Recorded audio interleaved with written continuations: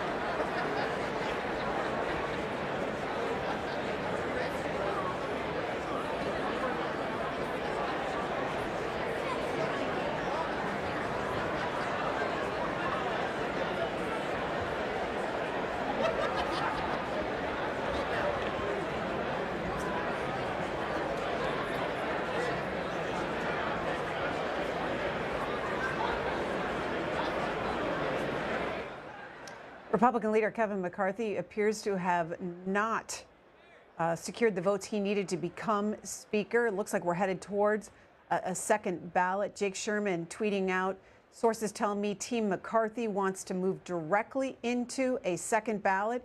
You may have seen Jim Jordan, one of his allies, on the floor talking to Kevin McCarthy. Jake Sherman saying Jordan making the rounds on the floor to whip his supporters to vote for Kevin McCarthy. Andy Biggs, who opposed him, nominated for the vote as well, the Republican from Arizona. He tweeted out, "We barely got through half the ballot before confirming that McCarthy is still well short of 218 votes. My colleagues have made clear that our party deserves a new leader. McCarthy should stand down and allow us to select someone else in the next ballot." 19 defections, 19 Republicans voting for someone else other than Kevin McCarthy.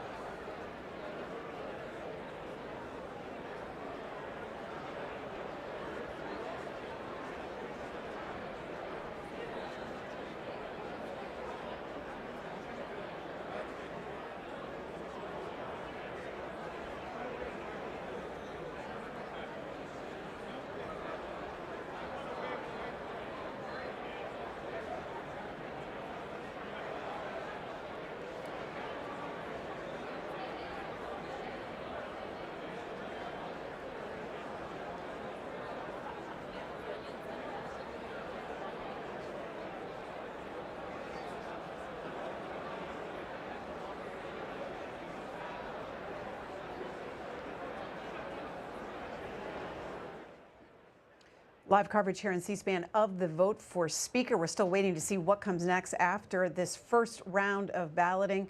Kevin McCarthy, you can see right there on the floor, failed to get the votes he needed to become Speaker. Deidre Walsh of NPR tweeting out that Ohio Representative Jim Jordan compared notes with Kevin McCarthy and team and standing to make a motion after tally on first failed ballot.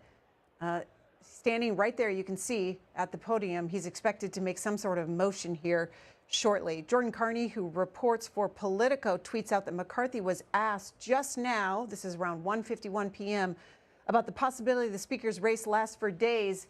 Quote, "It could," is how he responded.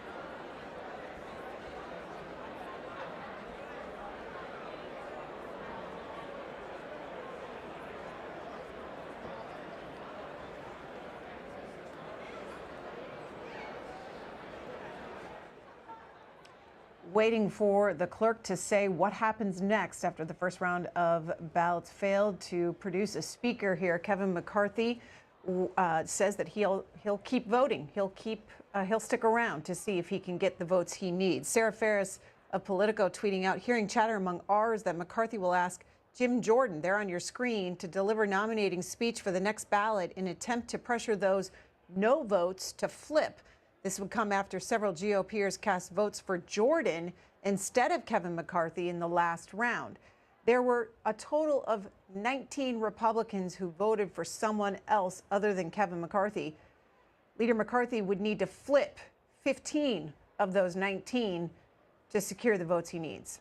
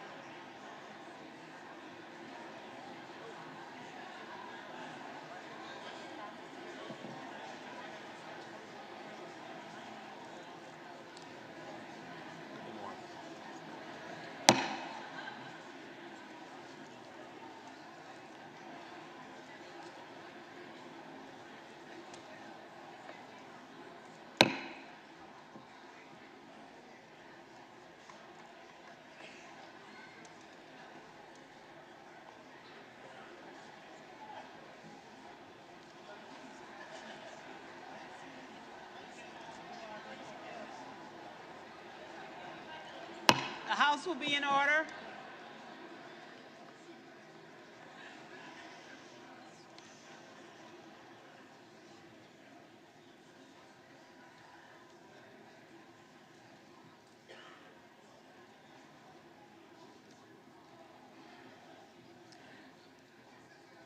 The House will be in order.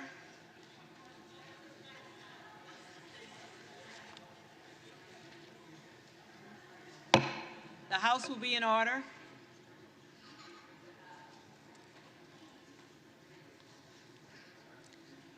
The tellers agree in their tallies that the total number of votes cast is 434, of which the Honorable Hakeem Jeffries of the state of New York has received 212.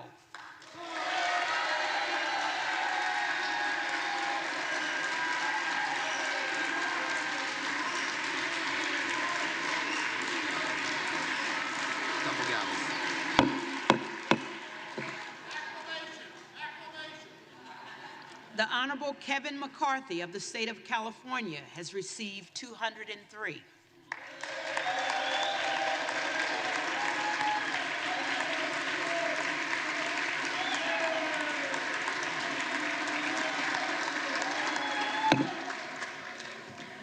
The Honorable Andy Biggs of the state of Arizona has received 10.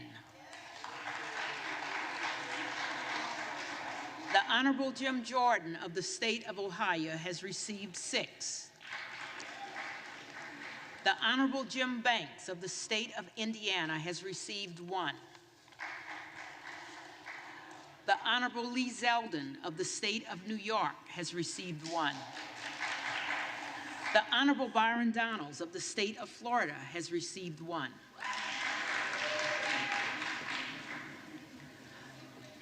No persons having received a majority of the whole number of votes cast by surname, a speaker has not been elected. Following the procedure used by the House in 1923 and recorded in Canons Precedents, Volume 6, Section 24, the clerk is prepared to direct the reading clerk to call a roll anew. For what purpose does the gentleman from Ohio seek recognition? I rise to nominate Kevin McCarthy for Speaker of the House.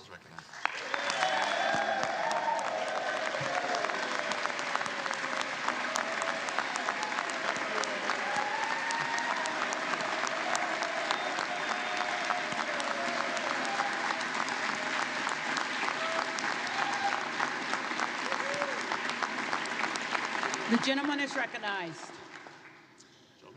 Thank you, Madam Clerk. I think we have 3 objectives this Congress.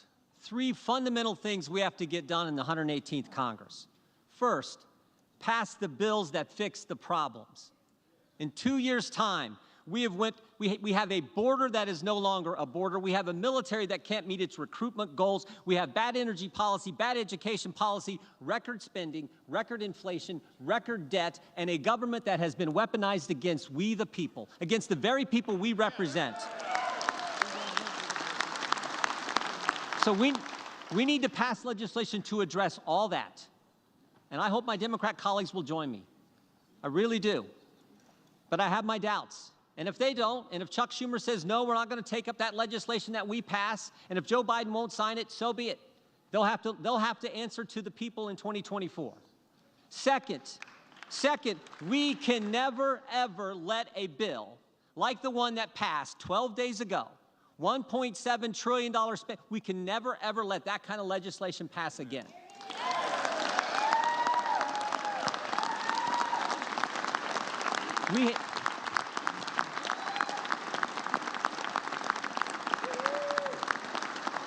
We have to pass a budget that makes sense, that's good common sense, then do the 12 appropriation bills that recognize it's the people's money, not ours, and send it to the Senate, and then stand firm on that legislation. And again, if they won't take it up and Joe Biden won't sign it, we can stand firm on a CR or something. We can have that fight, but we are not going to have what took place a week and a half ago ever happen again. And then finally, third, and this is important, We got to do the oversight, do the in order. investigations.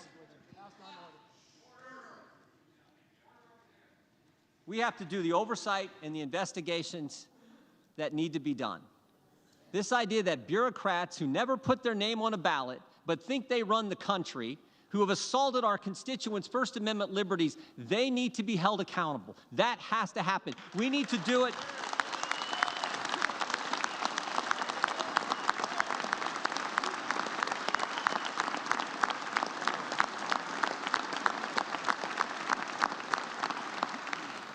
We need to do it in a way that's consistent with the Constitution, but we need to do it vigorously and aggressively. That is part of our duty as members of this body. To my friends here on this side of the aisle, I would just say this. The differences we may have, the differences between Joyce and Jordan or Biggs and Bacon, they pale in comparison to the differences between us and the left, which now unfortunately controls the other party. So we had better come together and fight for these key things, these three things. That's what the people want us to do. And I think Kevin McCarthy is the right guy to lead us. I really do, or I wouldn't be standing up here giving this speech. I came in with Kevin. We came in the same time 16 years ago. We haven't always agreed on everything, but I like his fight. I like his tenacity, and I liked it. I remember Kevin told me, I actually wrote about this in a book. I remember Kevin told me, he said, when the toughest times in life are when you get knocked down, the question is, can you come back? And I've always seen him be able to do that. We need to rally around him, come together, and deal with these three things, because this is what the people sent us here to do. My favorite scripture verse is 2 Timothy 4:7. Paul's the old guy giving advice to the young guy, and he says, fight the good fight, finish the course, keep the faith. I like the verse because it's a verse of action. Fight, finish, keep. Not wimpy words, words that I think fit America. That's what the American people want us to do. They want us to fight for the things they care about and they elected us to do. And we should all remember, only about 12,000 people have ever had the opportunity to do what we're doing today, sit in this body, serve in this Congress. It is a privilege. It is an opportunity. We owe it to them, the American people, the good people of this great country, to step forward, to come together, get a speaker elected so we can address these three things. I hope you'll vote for Kevin McCarthy, and that's why I'm proud to nominate him for Speaker of the House.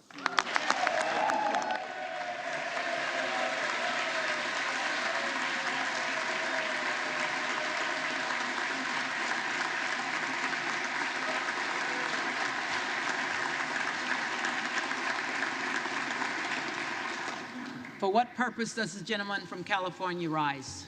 Thank you, Madam Clerk. We're witnessing history here today. For half of that, I wasn't quite sure who the gentleman from Ohio was nominating. He was nominating himself. And Is the gentleman rising to place a name in nomination? I am, Madam Clerk. I am. I'd just like to be afforded the same opportunity that the gentleman from Ohio took, Madam Clerk. Consider all that's happened. The last time an election for Speaker went to a second ballot, Leader Jeffries' beloved New York Yankees had not yet won a World Series. Consider all that's happened since then. The work that the body has entertained, the work that we've done for the people over that time. We are unified behind a Speaker who will continue that progress despite the chaos on the other side, Madam Clerk. We are going to stay here to get this done. We are unified, and we are all going to support Hakeem Jeffries for Speaker. The lead vote getter in the last ballot. Madam Clerk, as chair of the Democratic Caucus, I'm directed by the vote of the caucus to present for election to the office of Speaker of the House of Representatives for the 118th Congress the name of the Honorable Hakeem Jeffries, the representative-elect for the state of New York, once again, and we will be unified once again in our support for him.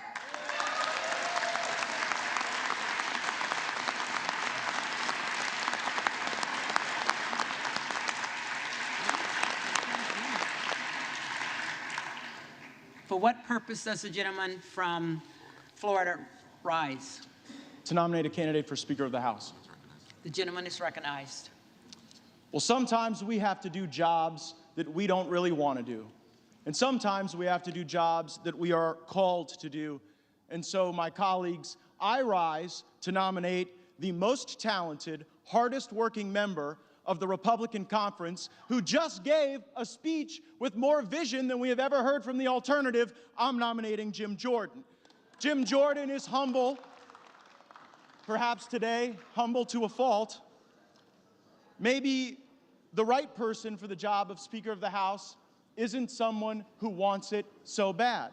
Maybe the right person for the job of Speaker of the House isn't someone who has sold shares of themselves for more than a decade to get it. Maybe Jim Jordan is the right person for Speaker of the House because he is not beholden to the lobbyists and special interests who have corrupted this place and corrupted this nation under the leadership of both Republicans and Democrats. Maybe Jim Jordan would be the right person for Speaker of the House because he wouldn't fight us when we try to get a term limits bill on the floor. Maybe Jim Jordan would be the right person because he wouldn't fight us when we try to put a balanced budget on the floor and vote for it. And maybe Jim Jordan is the right person because he would endorse the plan that was built by the Texas delegation to finally secure our border. Mr. Jordan said in his nomination that there are certain bills that we have to pass to fix the problem. The challenge is the alternative has been someone voting for the very bills that have caused these problems.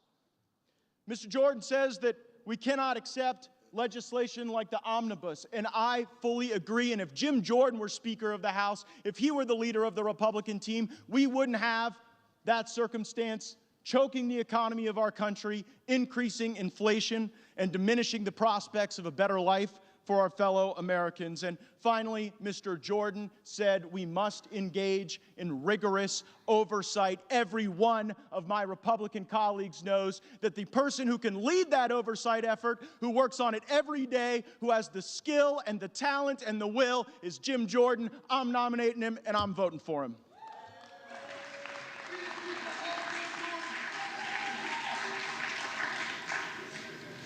The reading clerk will call the roll.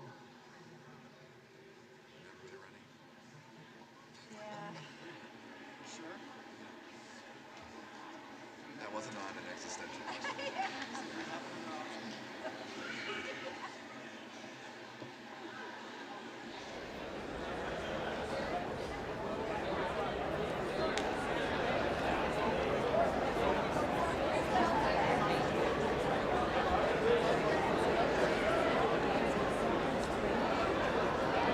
Adams.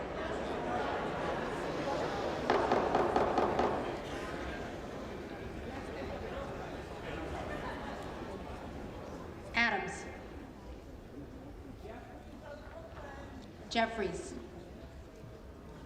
Adderholt. McCarthy. Aguilar. Jeffries. Alford. McCarthy. Allen. McCarthy. Allred. Jeffries. Amodei.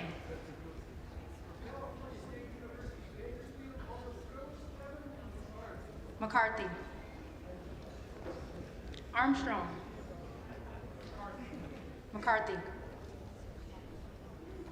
Arrington. McCarthy. Auchincloss. Jeffries. Babin. McCarthy. Bacon. McCarthy. Baird. McCarthy. Balderson. McCarthy. Ballant. Jeffries. Banks. McCarthy. Barr. McCarthy. Barragan. Jeffries. Bean of Florida. McCarthy. Beatty. For the second time, I proudly Jeffries. Bentz. McCarthy. Barra. Jeffries. Bergman. McCarthy. Byer. Jeffries. Bice. McCarthy. Biggs. Jordan.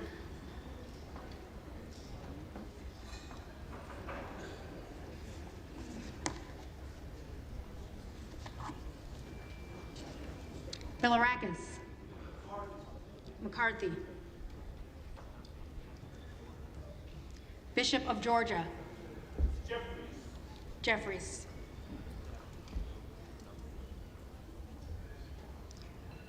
Bishop of North Carolina. Jordan.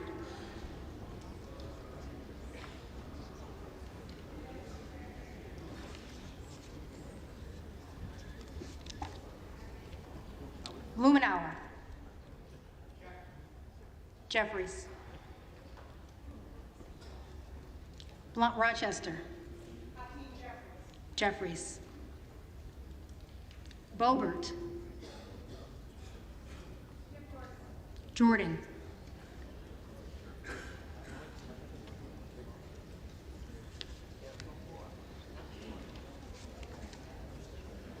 Bonamici. Jeffries. Bast. McCarthy. Bowman. Jeffries. Boyle of Pennsylvania. Jeffries. Rakeen. Jordan.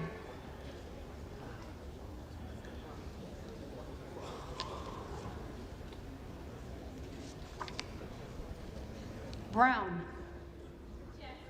Jeffries. Brownlee. Jeffries. Buchanan. McCarthy. Buck. McCarthy. Ushan. McCarthy. Budzinski. Jeffries. Burchett. McCarthy. Burgess. McCarthy. Burleson. McCarthy. Bush. Jeffries. Calvert. McCarthy. Kamick. McCarthy. Caraballo. Jeffries. Carbajal. Jeffries. Cardenas. I vote for the first Speaker of Color of the United States House of Representatives, Hakeem Jeffries. Jeffries. Carey. McCarthy. Carl. McCarthy. Carson. Hakeem Sekou Jeffries. Jeffries. Carter of Georgia. McCarthy. Carter of Louisiana. Carter of Louisiana votes Hakeem Jeffries. Jeffries. Carter of Texas. McCarthy. Cartwright. Jeffries. Jeffries. Kassar. Jeffries. Case. Jeffries. Caston. Jeffries. Castor of Florida. Jeffries. Castro of Texas. Jeffries. Chavez DeRemer. McCarthy. Shirfalis McCormick. Jeffries. Chu. Jeffries. Cicilline. Jeffries. Siscomani. McCarthy. Clark of Massachusetts. Jeffries. Clark of New York. Jeffries. Cleaver. Jeffries. Klein. McCarthy. Cloud. Jordan.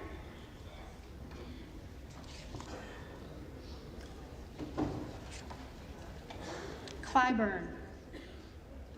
Jeffries. Clyde. Jordan.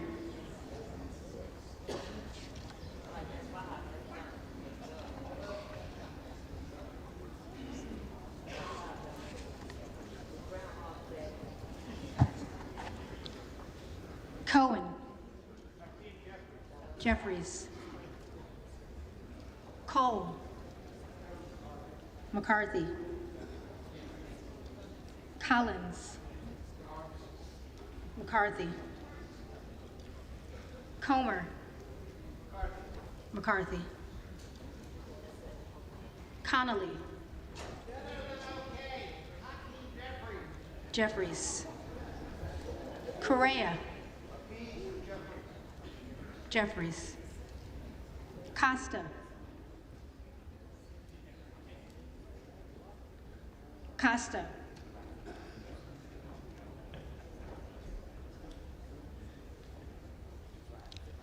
Courtney. Jeffries. Craig. Jeffries. Crane. Jordan.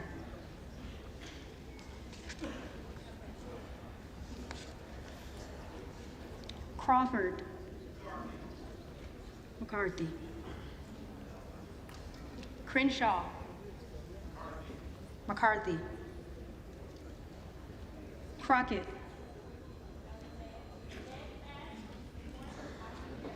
Jeffries. Crow. Jeffries. Cuellar. Jeffries. Curtis.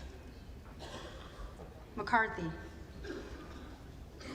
Davids of Kansas. Jeffries. Davidson. McCarthy. Davis of Illinois. Davis of Illinois. Jeffries. Davis of North Carolina. Jeffries. Dean of Pennsylvania. Jeffries. DeGette. Jeffries. De La Cruz. McCarthy. DeLauro.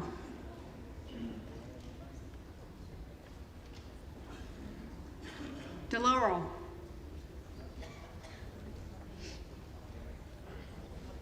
Del Bene.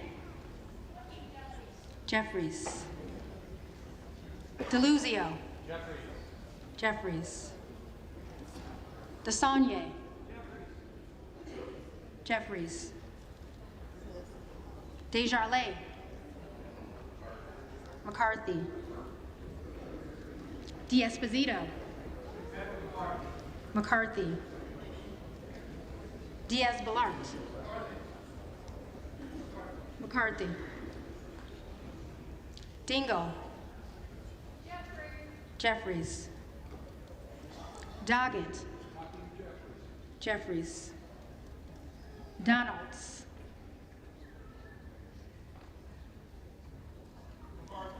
McCarthy. Duarte. McCarthy. Duncan. McCarthy. Dunn of Florida. McCarthy. Edwards. McCarthy. Elsie. McCarthy. Emmer. McCarthy. Escobar. Jeffries. Eshu. Jeffries. Espaillat. Jeffries. Estes. McCarthy. Evans. Jeffries. Ezel. McCarthy. Fallon. McCarthy. Feenstra. McCarthy. Ferguson. McCarthy. Finstad. McCarthy. Fishbach. McCarthy. Fitzgerald. McCarthy. Fitzpatrick. McCarthy. Fleischman. McCarthy. Fletcher. Jeffries. Flood. McCarthy. Foster. Jeffries. Fushi. Jeffries. Fox. McCarthy. Lois Franco. Jeffries. C. Scott Franklin. McCarthy. Frost. Jeffries. Fry. McCarthy. Fulcher. McCarthy. Gates. Jordan.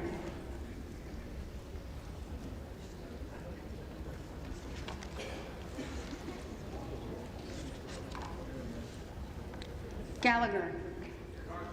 McCarthy. Gallego.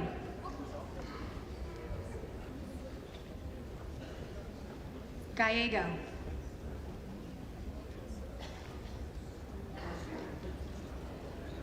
Garamendi. Jeffries. Garbarino. McCarthy. Mike Garcia. McCarthy. Robert Garcia. Jeffries. Garcia of Illinois. Jeffries. Garcia of Texas. Jeffries. Jimenez. McCarthy. Golden of Maine. Jeffries. Goldman of New York. Jeffries.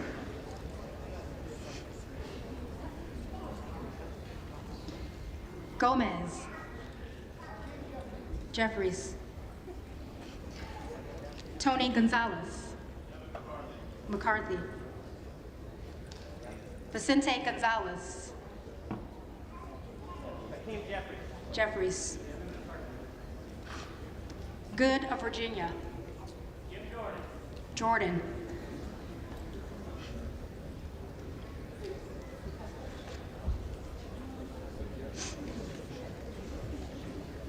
Gooden of Texas. McCarthy. Gosar. Jordan.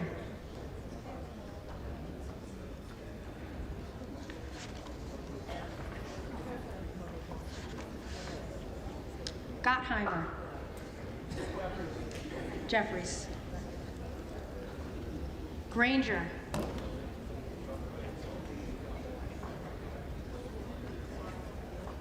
McCarthy.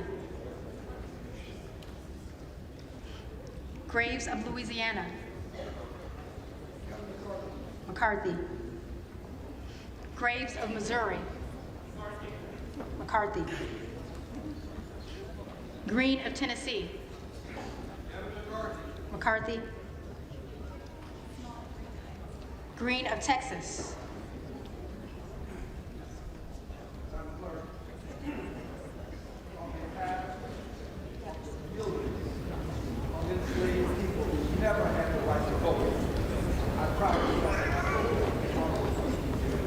Jeffries. Green of Georgia. McCarthy. Griffith. McCarthy. Grijalva. Jeffries. Grothman. McCarthy. Guest. McCarthy.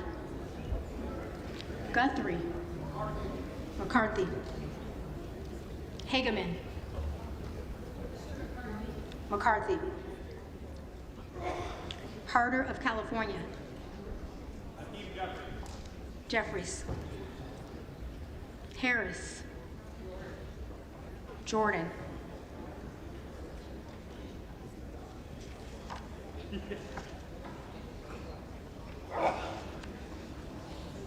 Harshbarger. McCarthy. Hayes. Jeffries. Hearn. McCarthy. Higgins of Louisiana. McCarthy. Higgins of New York. Jeffries. Hill. McCarthy. Himes. Jeffries. Hinson. McCarthy. Horsford. For the people, for Hakeem Jeffries. Jeffries. Houchin. McCarthy. Houlihan. Jeffries. Hoyer.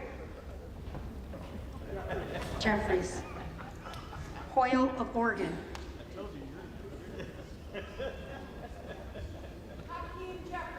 Jeffries. Hudson. McCarthy. Huffman.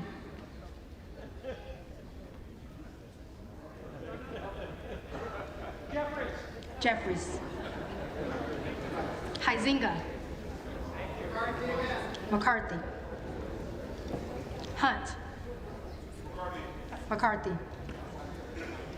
Issa. McCarthy. Ivy. Jeffries. Jackson of Illinois. Illinois' first district proudly supports Speaker Hakeem Jeffries. Jeffries. Jackson of North Carolina. Jeffries. Jackson of Texas. McCarthy. Jackson Lee.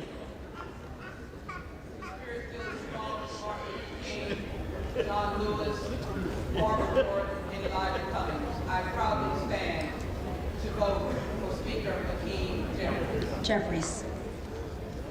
Jacobs. Jeffries.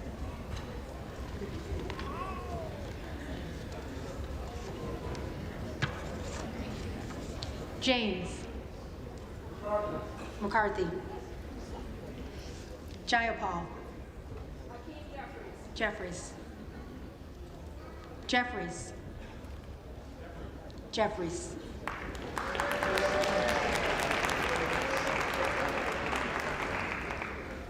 Johnson of Georgia.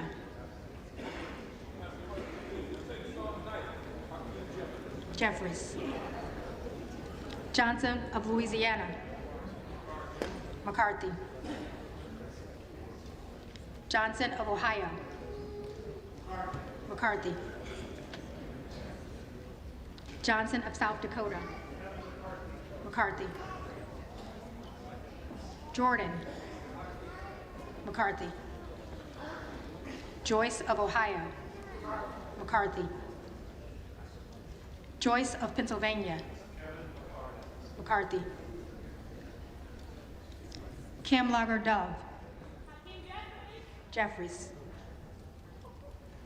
Captor. Jeffries. Kane of New Jersey. McCarthy.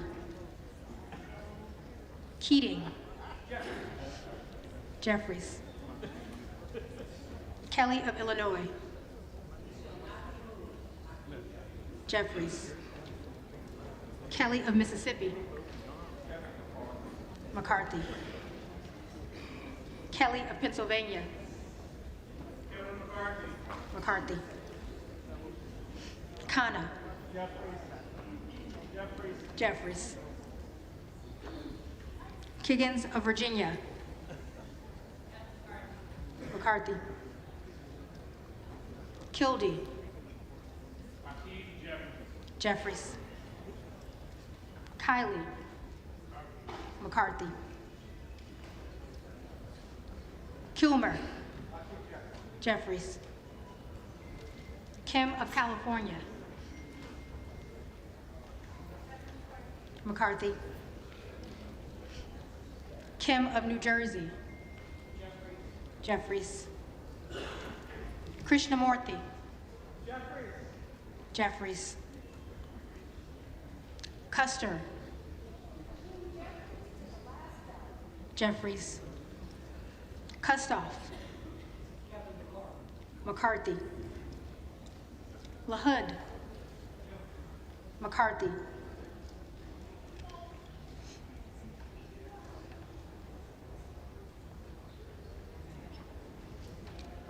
LaLota. McCarthy. LaMalfa. McCarthy. Lamborn. McCarthy. Landsman. Jeffries. Langworthy. McCarthy. Larson of Washington. Jeffries. Larson of Connecticut. Jeffries. Latta. McCarthy. LaTurner. McCarthy. Lawler.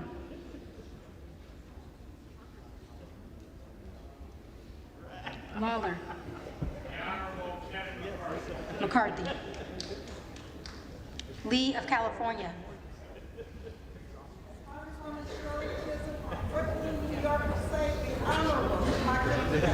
Jeffries.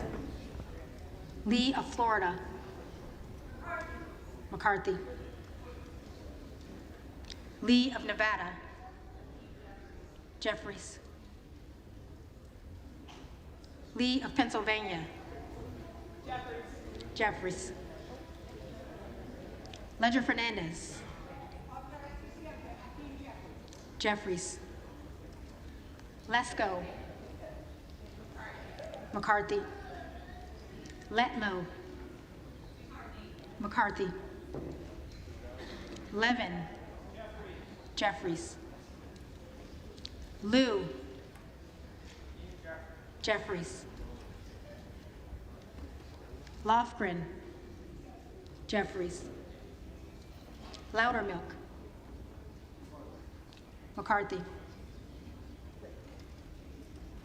Lucas. McCarthy. Lukemeyer. McCarthy. Luna. Jordan.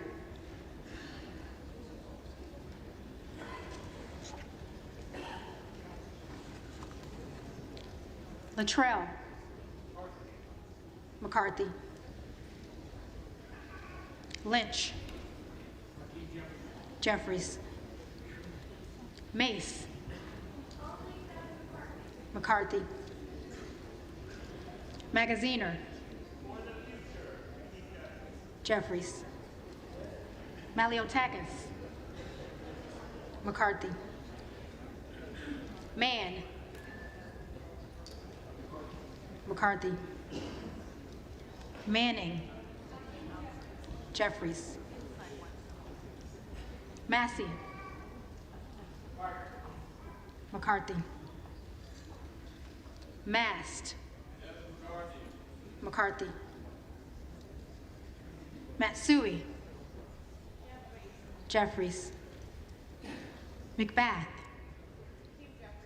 Jeffries. McCarthy. McCarthy.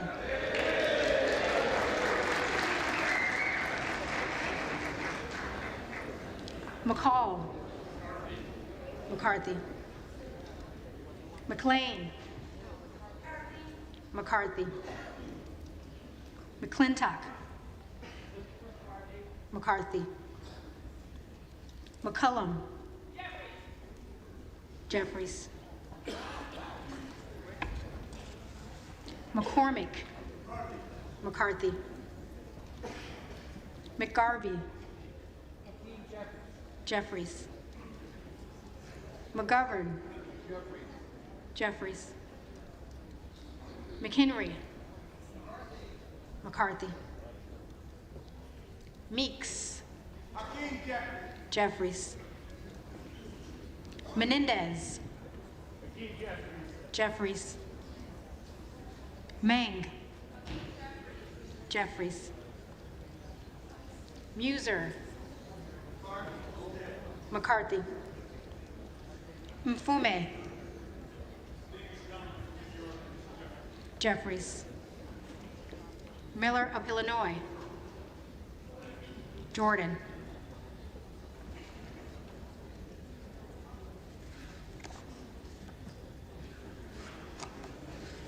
Miller of Ohio. McCarthy. Miller of West Virginia. McCarthy. Miller Meeks. McCarthy. Mills. McCarthy. Molinaro. McCarthy. Molinar. McCarthy. Mooney. McCarthy. Moore of Alabama. McCarthy. Moore of Utah. McCarthy. Moore of Wisconsin. Jeffries. Moran. McCarthy. Morelli. Jeffries. Moskowitz. Jeffries. Moulton. Jeffries. Mervan. Jeffries. Mullen. Jeffries. Murphy. McCarthy. Nadler.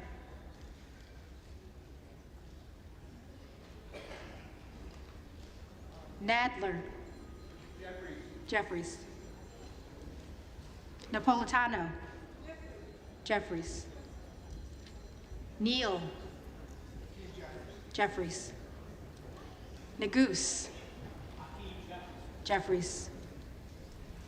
Nails. McCarthy. Newhouse. McCarthy. Nickel. Jeffries. Norcross. Jeffries. Norman, Jordan,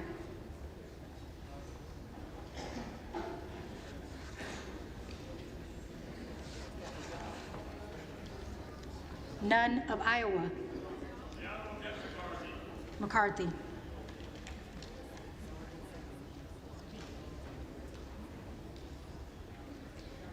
Obernolte, McCarthy, Ocasio-Cortez, Jeffries, Ogles, Jordan,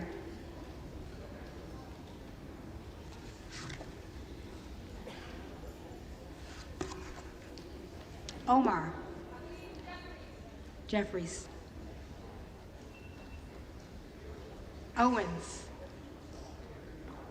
McCarthy, Pallone, Jeffries, Palmer,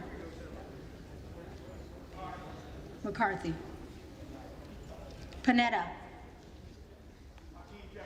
Jeffries, Pappas, Jeffries, Pasquale, Jeffries, Payne, Jeffries, Pelosi, Jeffries, Peltola, Jeffries, Pence, McCarthy, Perez, Jeffries, Perry, Jordan,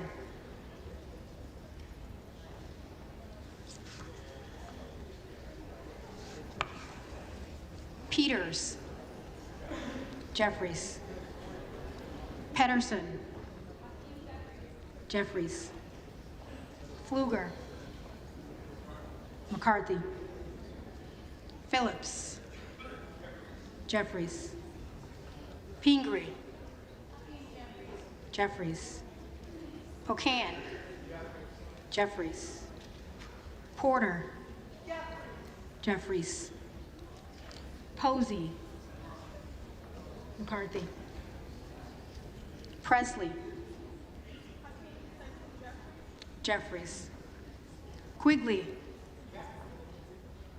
Jeffries, Ramirez, Jeffries, Raskin,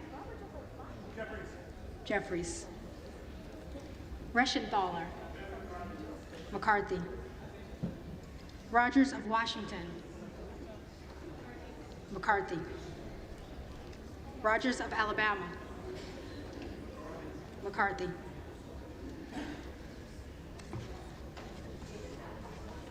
Rogers of Kentucky, McCarthy, Rose, McCarthy, Rosendale, Jordan,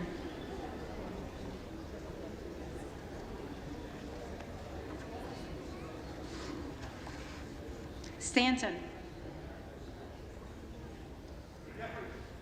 Jeffries, sorry, how was that? Ross, Jeffries, Rouser, McCarthy, Roy, Jordan,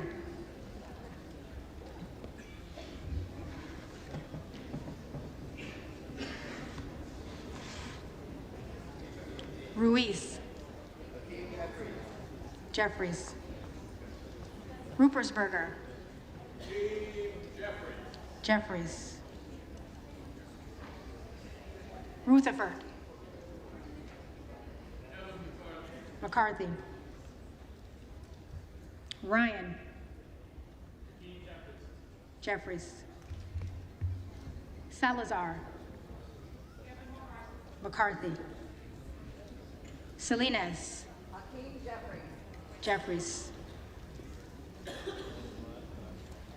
Sanchez, Jeffries. Santos. McCarthy. Sarbanes. Jeffries. Scalise. McCarthy. Scanlon. Jeffries. Schakowsky. Jeffries. Schiff. Jeffries. Schneider. Jeffries. Skolton. Jeffries. Schreier. Jeffries. Schweikert. McCarthy. Austin Scott. McCarthy. David Scott. Jeffries. Scott of Virginia. Jeffries. Self. Jordan.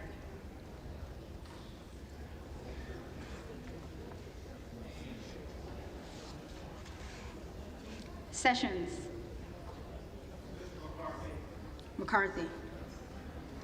Sewell. Jeffries. Sherman. Jeffries.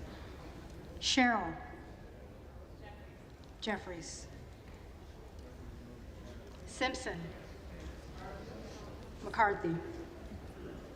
Slotkin. Jeffries. Smith of Missouri. McCarthy. Smith of Nebraska.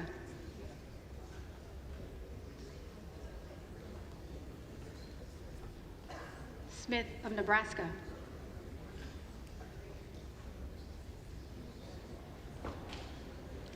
Smith of New Jersey. McCarthy. Smith of Washington. Jeffries. Smucker. McCarthy. Sorensen. Jeffries. Soto. Jeffries. Spanberger. Jeffries. Sparks. McCarthy. Stansbury. Jeffries.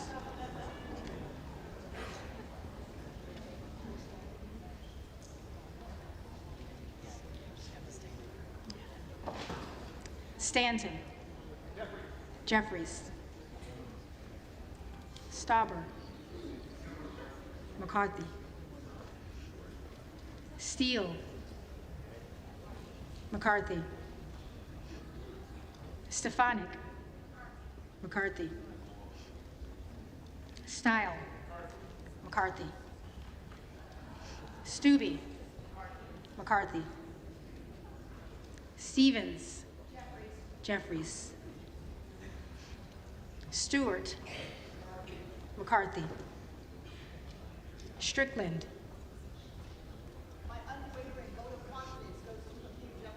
Jeffries.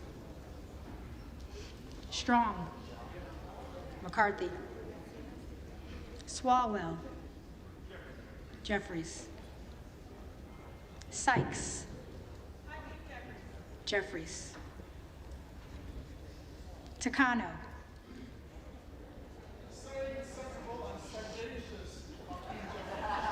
Jeffries. Tenney.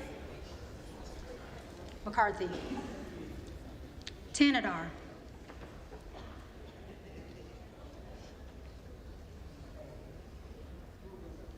Tanadar.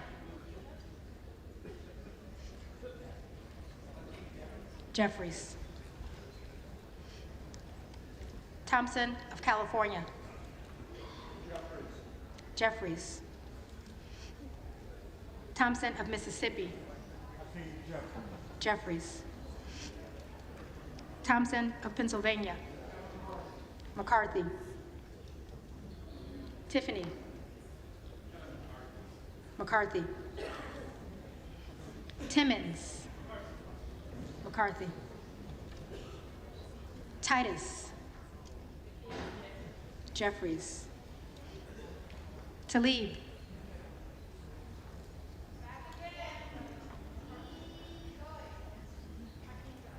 Jeffries.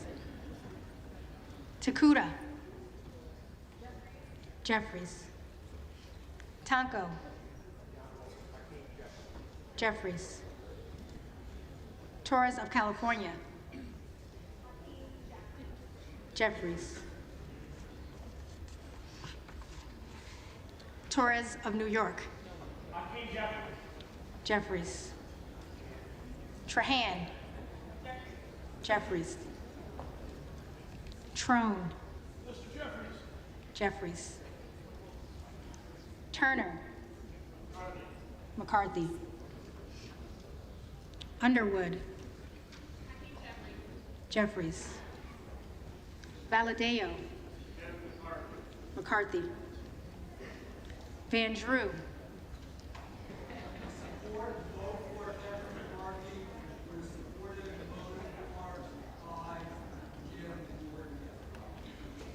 McCarthy. Van Dyne. McCarthy. Van Orden. McCarthy. Vargas. Jeffries. Vasquez. New Mexico for Hakeem Jeffries.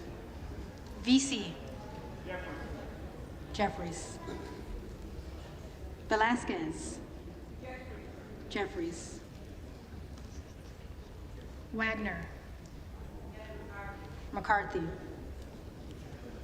Wahlberg. McCarthy. Waltz. McCarthy. Wasserman Schultz. Jeffries. Waters. Jeffries. Watson Coleman. Jeffries. Weber of Texas. McCarthy. Webster of Florida.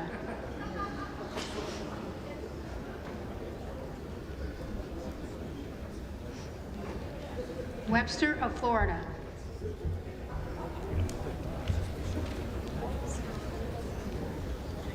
Wenstrup. McCarthy. Westerman. McCarthy. Wexton. Jeffries. Wild. Jeffries. Williams of Georgia. Jeffries. Williams of New York. McCarthy. Williams of Texas. McCarthy. Wilson of Florida. Jeffries. Wilson of South Carolina. McCarthy. Whitman. McCarthy. Womack. McCarthy. Yacom. McCarthy. Zinke. McCarthy.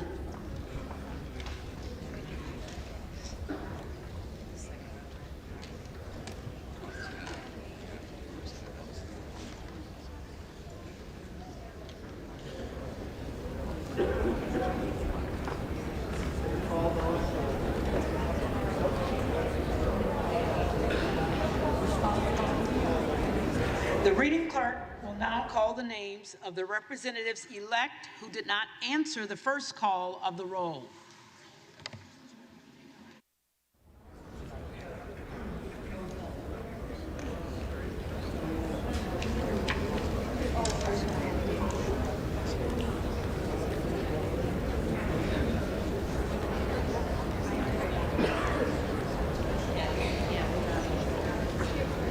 Costa. Jeffries.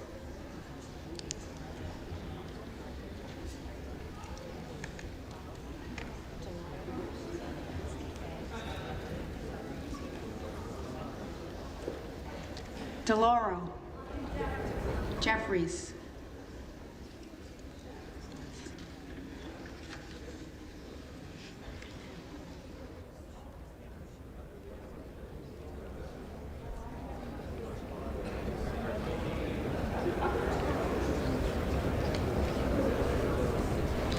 Gallego. Jeffries.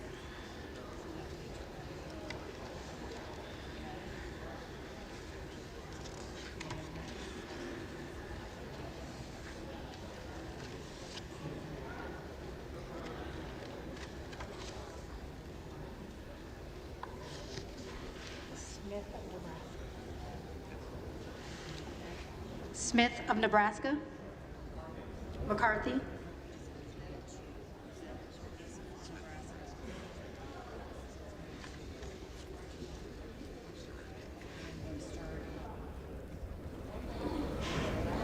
Webster of Florida. McCarthy.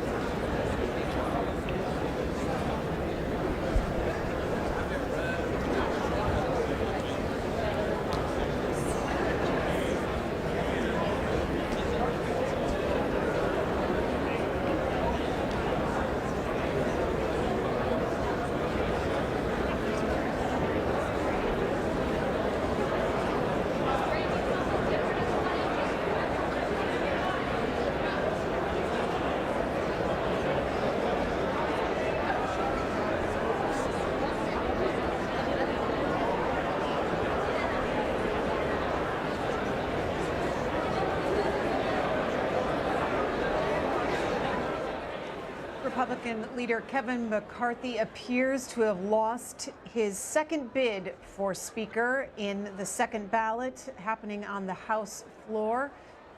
The 19 Republicans who voted against him in the first ballot have done so again. In the first round of voting, they split their vote. In the second round of voting, all 19 voted for Jim Jordan to be Speaker, despite the Ohio Republican giving the nominating speech asking Republicans to vote for Kevin McCarthy. The tally showing that Hakeem Jeffries, the Democratic leader from New York, has more votes than Kevin McCarthy, but he does not have the majority of the votes of those voting today. So we will wait for the clerk to call the official count. But as we said, it appears we are headed toward a third round of ballots for Speaker of the House.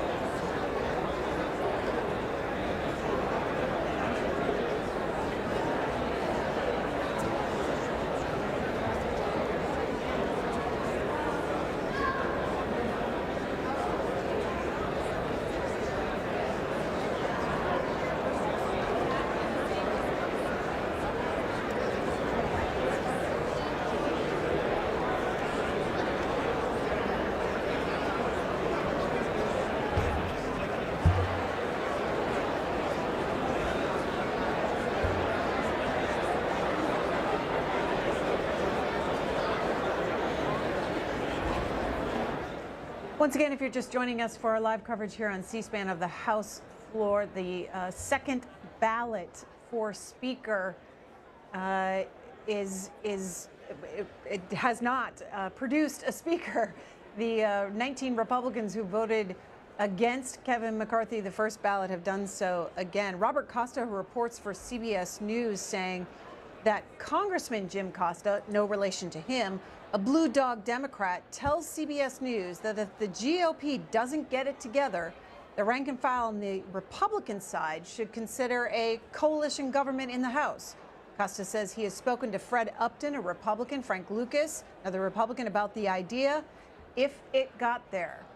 Now, Reed Epstein tweeting out that the RNC chairwoman, Ronna McDaniel, on Fox News earlier today about these rounds of votes for Speaker, quote, "This Republican on Republican infighting is only hurting one thing, our party."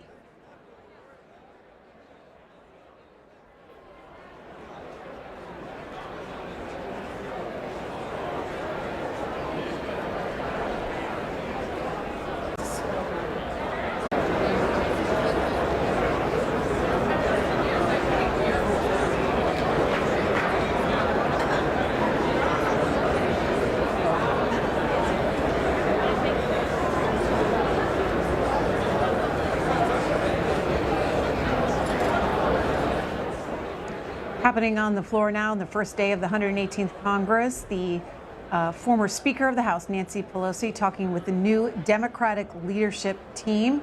Hakeem Jeffries, Catherine Clark, Pete Aguilar circled on the House floor as they wait for the clerk to announce the official tally of the second round of voting for Speaker. The Republicans have the majority. Kevin McCarthy, their leader, has not secured the votes to become Speaker yet. Of the 19 that voted against him in the first round, all 19 rejected him again in the second round. One of them was Congressman Bob Good of Virginia, tweeting out, "Kevin McCarthy is only willing to compromise when his position of personal power is at stake. America deserves a leader in the House who is wholly dedicated to preserving the nation." Then you have Congressman Don Bacon, Republican of Nebraska, who says he will continue to vote for Kevin McCarthy, saying, "We have pressing work to do for Americans, including fixing the economy, growing energy independence, and securing the border." The far majority of conference supports McCarthy, but a few are holding us hostage.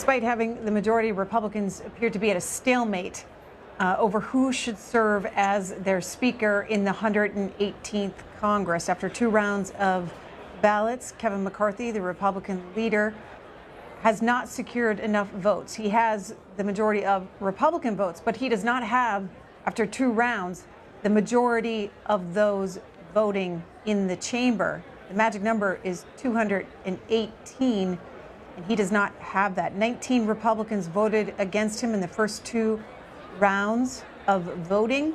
Manu Raju of CNN tweeting, conservatives will vote for Jim Jordan on the 3rd ballot too, according to Virginia Congressman Bob Good, who has been one of those 19. He told me he expects Jordan's support to grow. Here's a quote, and I think we're going to see his numbers grow. He said the fact that Jordan doesn't want the gavel is, quote, exactly why they want him. Then you have Elena Treen of Axios saying she just asked Congressman Clyburn, a Democrat, South Carolina, if he foresees any kind of situation where Democrats may end up leaving the chamber and it lowers the threshold for McCarthy. Quote, no, I don't think so, no. Live coverage here on C-SPAN as the House continues to hold this vote for Speaker. We're waiting for the clerk to call the official tally of the 2nd round of voting.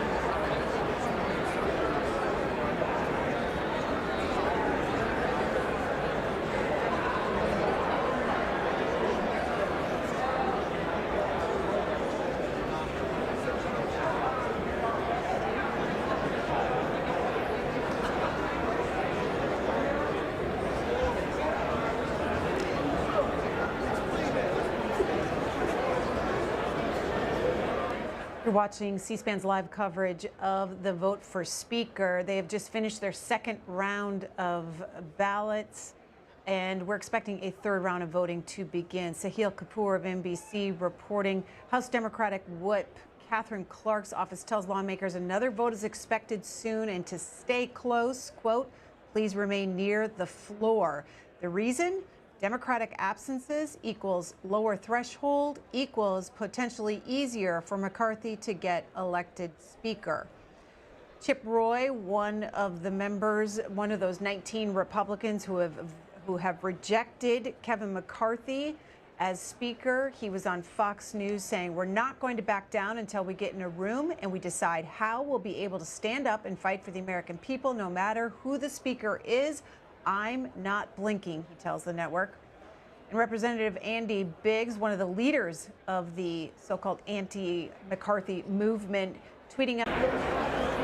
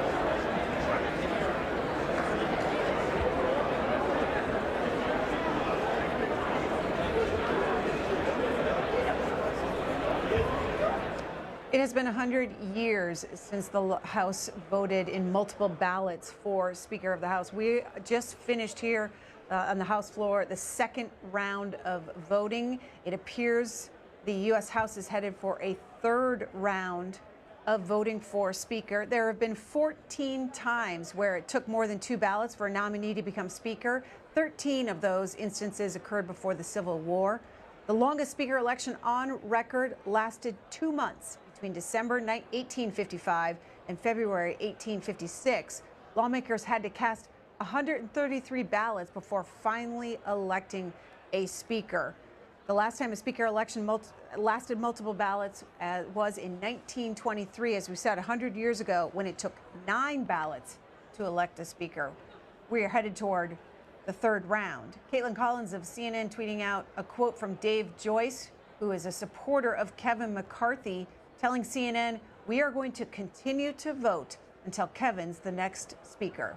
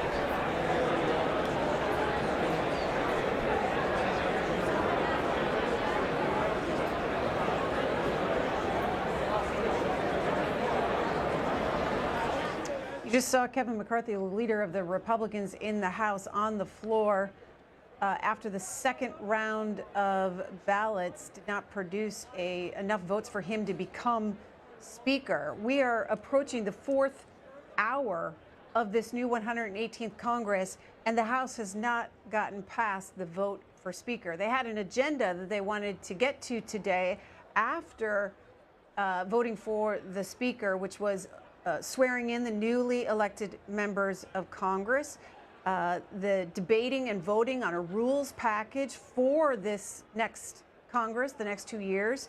And they also plan to consider a piece of legislation, a bill to rescind funding for 87,000 new IRS agents that was allocated in the Inflation Reduction Act. They have yet to get to that part of their agenda today. It looks like they're headed for a third round of voting for Speaker. Scott MacFarlane, who reports for CBS, has a quote here from Kevin McCarthy, the leader, telling reporters, "We're unified. This isn't about me. This is about the conference now because the members who are holding out, it is what they want, something for their personal selves." We'll keep coverage going here on C-SPAN. You can also watch on our website, cspan.org, or on our free mobile app, C-SPAN Now.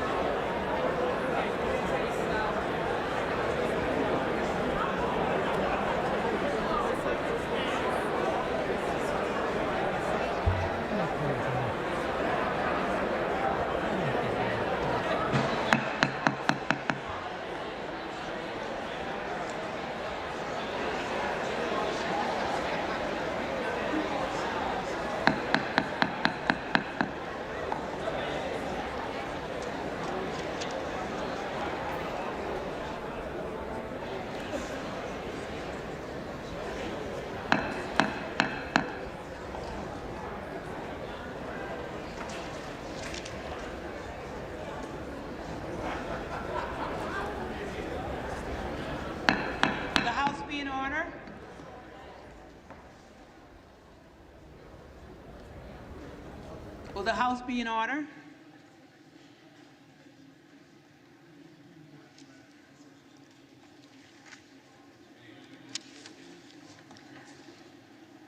The tellers agree in their tallies that the total number of votes cast is 434, of which the Honorable Hakeem Jeffries of the state of New York has received 212.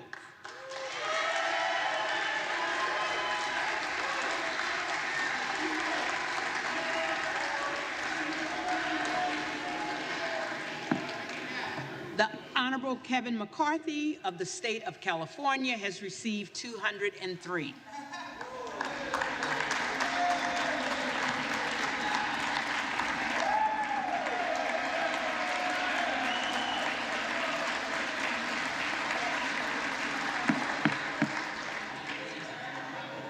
The Honorable Jim Jordan of the state of Ohio has received 19. No person having received votes cast by surname, a speaker has not been elected. For what purpose does the gentleman from Louisiana rise? Madam Clerk, I rise to nominate Kevin McCarthy for the position of Speaker of the House. The gentleman is recognized.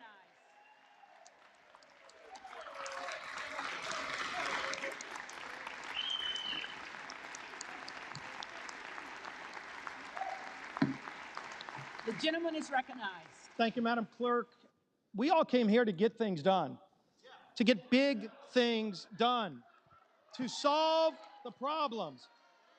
And I hope when we get through today that all of the members on both sides of the aisle will join together with us to solve the problems, to address inflation that is crushing middle-class families, to get control over spending that's driving that inflation, Madam Clerk. Will the House be in order? And we all know what those problems are.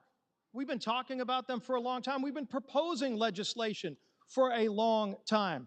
In fact, it was Kevin McCarthy who put together task forces over a year ago to get members engaged in the process of not just talking about what we don't like, not just talking about what the problems are. We know what those problems are. But how do you fix those problems? And so we started rolling those bills out. We've attempted to bring bills on this floor to address inflation, to lower the cost of goods when families go to the grocery store and they can't even buy all the food they need for their families if they can find that food on their shelf. But those bills were rejected. If a family has trouble putting gas in the tank to make it to the grocery store, because we've got such horrible energy policies under what President Biden's done to shut down American energy, that families can't even afford to put gas in their tanks. And so we brought legislation to the floor to lower the cost of gasoline. And you know what? Those bills were rejected by the previous majority. And I use that term for a reason, previous majority, because we want a majority talking about fixing those problems. But we can't start fixing those problems until we elect Kevin McCarthy as our next speaker. And so what have we laid out? We've got bills just this week to start addressing some of those problems, to start addressing our energy insecurity that's been created when President Biden shut down American energy. There is absolutely no reason that we need to rely on foreign countries to produce our energy. We could produce it all here, cleaner, better, more efficient, and create American jobs in the process. Let's get those bills to this floor. How long have we been highlighting this open southern border? That's not just brought millions of people across our border. Kevin McCarthy's led delegations down to the border to show what the problem is. We know what the problem is. This president refuses to even admit the problem. It's kind of hard for the president to solve a problem when he doesn't even admit it's a problem. Yet let's talk about the numbers. Over 2 million people have come across our border illegally just last year. That's more than the entire state of New Mexico have come into our country illegal, and this president won't even admit it's a problem. Last year alone, we lost over 100,000 young people to deaths from drugs like fentanyl because we have an open southern border. Everybody should be appalled by that stat. The fact that more than 100 of our youngest, best and brightest kids are dead in America because of the fentanyl coming across of our open southern border. These are drugs made in China, coming across our southern border and brought into every community in America. And it should stop. It has to stop, but it won't stop until either the president takes action, which he won't, or we pass legislation on the floor to fix those problems. But that doesn't start until we elect Kevin McCarthy as our Speaker. We know what the challenges are. We've laid out solutions to these problems. It's sad to say these aren't problems that are very hard to fix because we weren't in this situation just a few years ago. But if the administration doesn't want to fix these problems, people call on us to do that. And it starts here in the people's house. Let's rise to this challenge. Let's meet the challenges that the American people sent all of us, not just the Republicans, not just the Democrats, but all 434, soon to be 435 of us. We can meet those challenges, but let's start by electing Kevin McCarthy as our next Speaker. I yield back.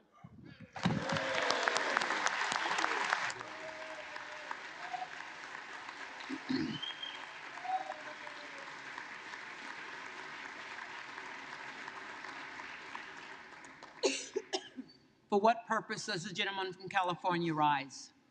Madam Clerk, I rise to nominate Hakeem Jeffries. For unity in The gentleman Congress, has been recognized. for unity in Congress and progress in our country, Democrats are united behind Hakeem Jeffries. I recommend Hakeem Jeffries as our Speaker. Thank you, Madam Clerk.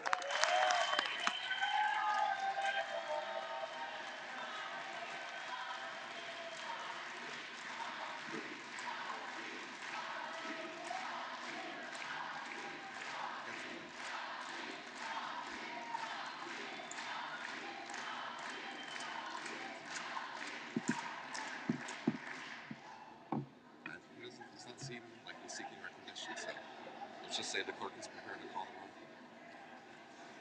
The reading clerk is prepared to call the roll. For what purpose does the gentleman from Texas seek recognition? For what purpose does the gentleman from Texas seek recognition? Seek to place a name in a nomination, Speaker. The gentleman is recognized. So this is what the chamber looks like when we're actually debating and the bodies are in the chairs. How many times have we been down here giving speeches and there's not a soul in the chamber? Yet this is what it takes to get 435 people in the chamber and have an actual debate. The American people are watching, and that's a good thing. What we're doing is exercising our rights to vote and have a debate and have a discussion about the future of this country through the decision of choosing a speaker. This is not personal. It's not. This is about the future of the country.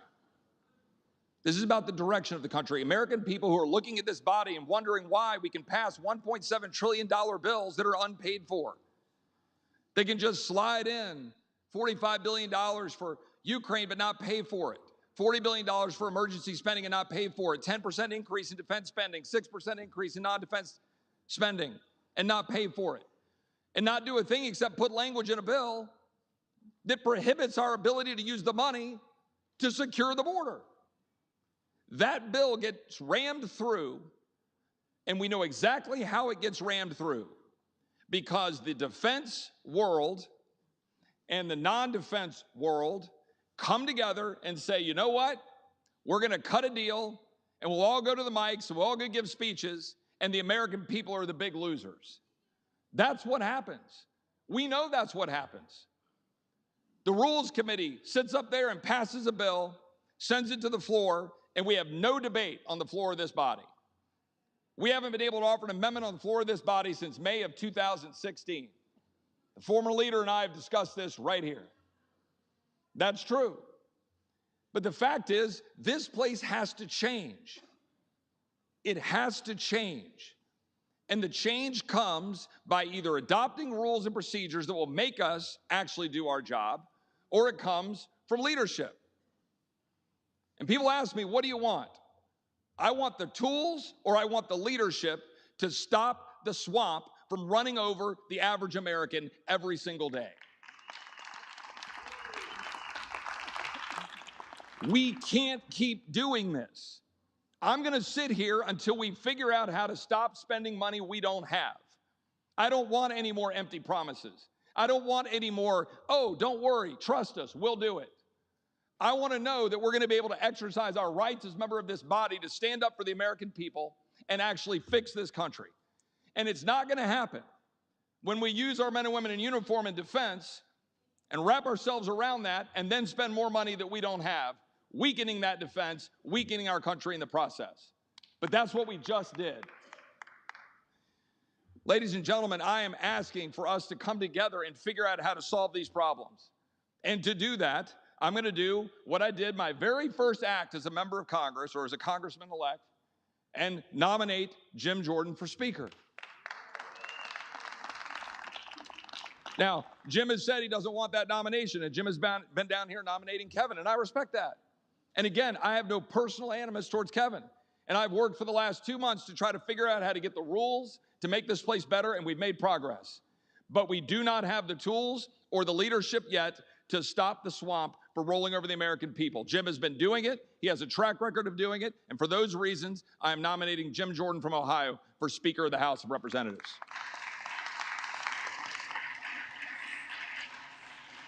The reading clerk will call the roll.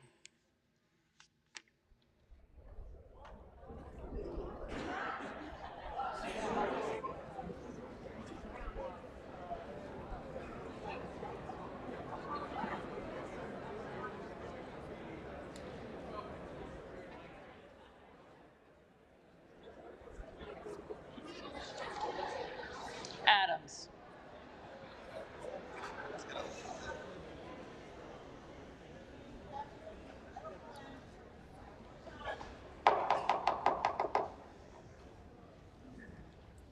Adams.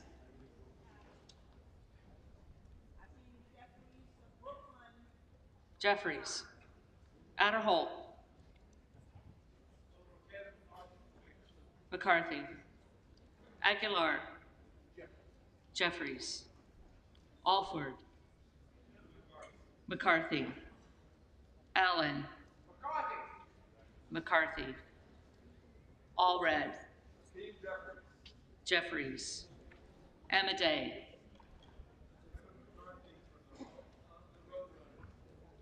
McCarthy. Armstrong.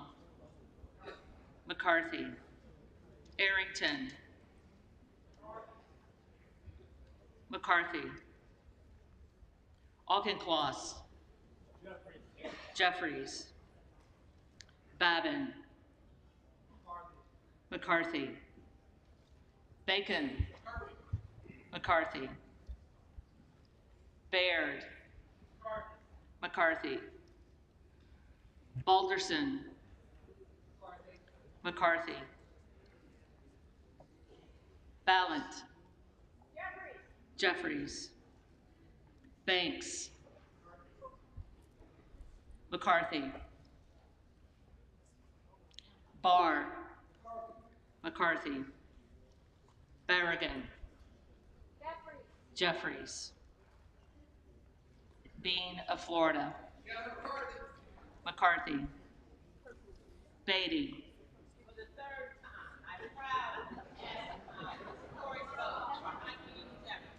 Jeffries. Bentz. McCarthy. Barra. Jeffries. Bergman. McCarthy. Beyer. Jeffries. Bice. McCarthy. Biggs. Jordan.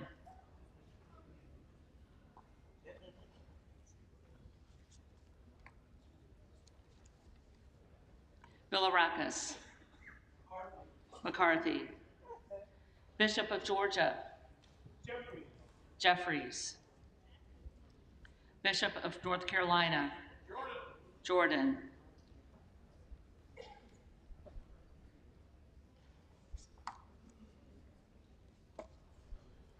Blumenauer. Blumenauer.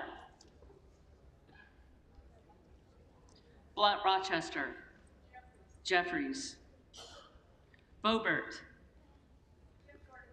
Jordan.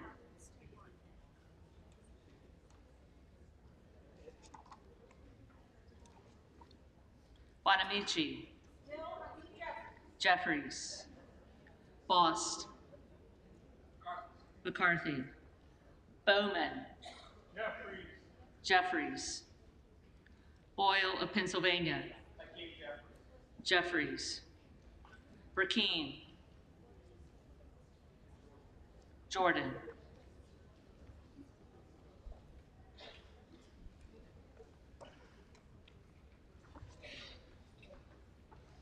Brown. Jeffries. Brownlee. Jeffries. Buchanan. McCarthy. Buck. McCarthy. Bouchon. McCarthy. Bazinski. Jeffries. Burchett.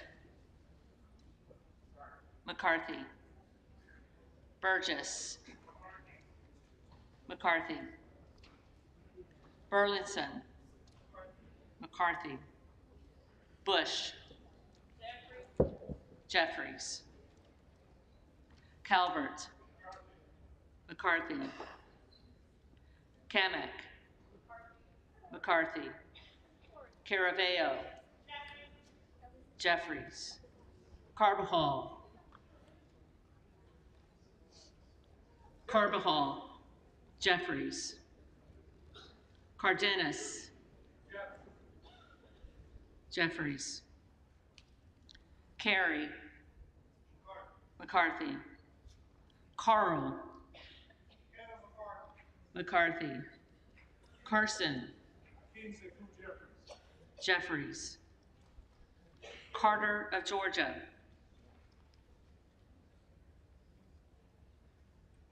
Carter of Georgia.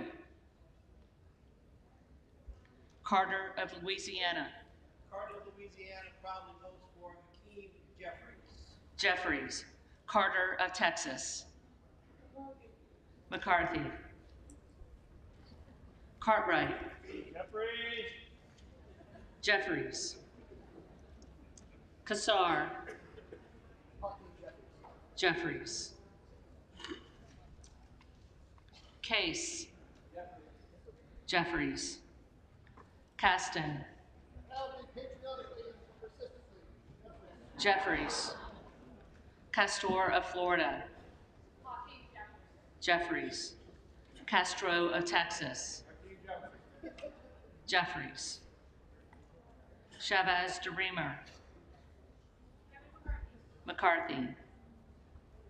Sherfilis McCormick. Jeffries. Chu. Jeffries. Cicilline. Jeffries. Ciscobani. McCarthy.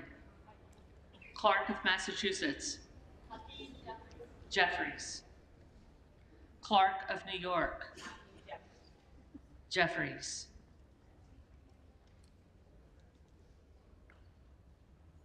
Cleaver. Jeffries. Klein. McCarthy. Cloud. Jordan.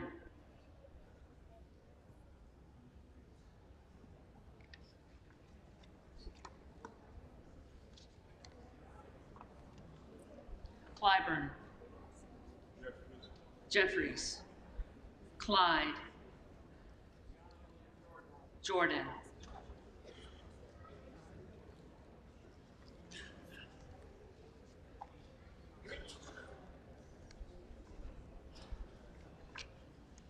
Cohen. Not Jackie Robinson, but Brooklyn's 21st century star, McKean Jeffries. Jeffries. Cole. McCarthy. Collins. McCarthy. Comer. McCarthy. Connolly.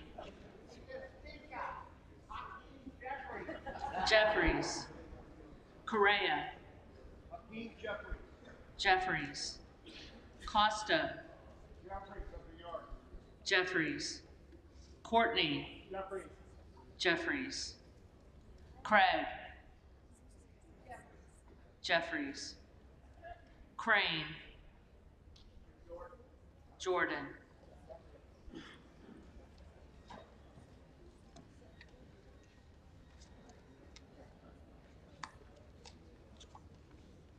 Crawford. McCarthy. Crenshaw. McCarthy. Crockett. Jeffries. Crow. Jeffries. Just to start to get it worked in. Cuellar. Jeffries.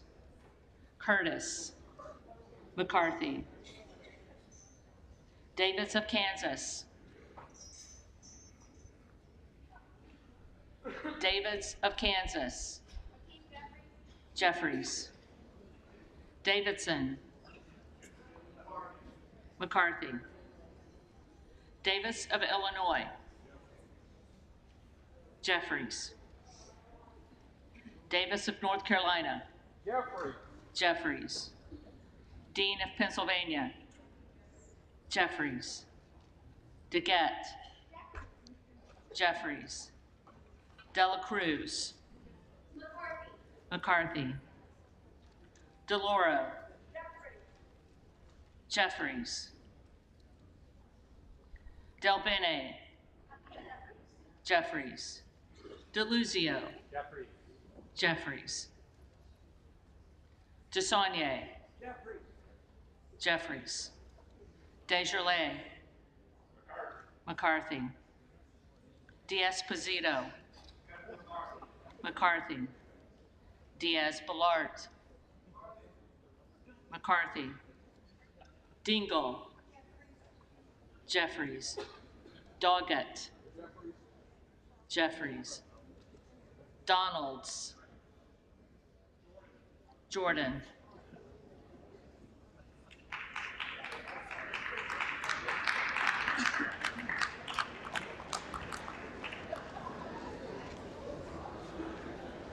Duarte. McCarthy. Duncan. McCarthy. Dunn of Florida. McCarthy.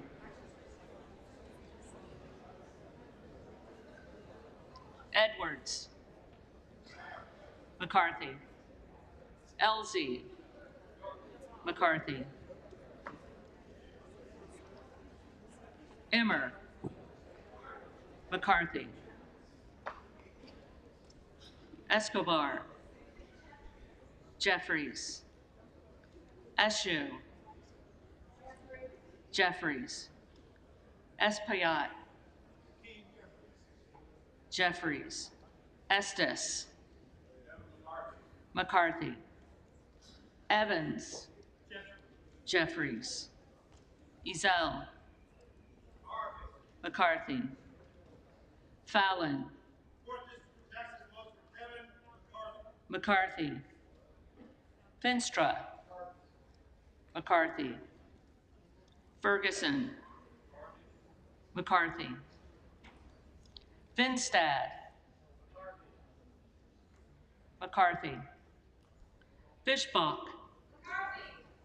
McCarthy. Fitzgerald. McCarthy. Fitzpatrick. McCarthy. Fleischman. McCarthy. Fletcher. Jeffries. Flood. McCarthy. Foster. Jeffries. Fauci. Jeffries. Fox. McCarthy. Lois Frankel. Jeffries. C. Scott Franklin. McCarthy. Frost. Jeffries. Fry.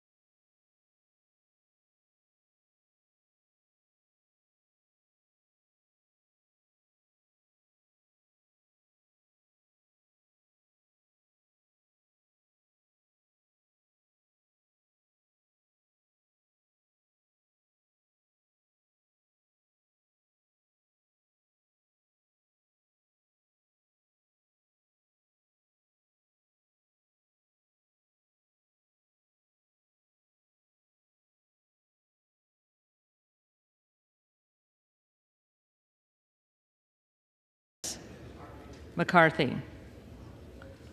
Gosar. Jordan.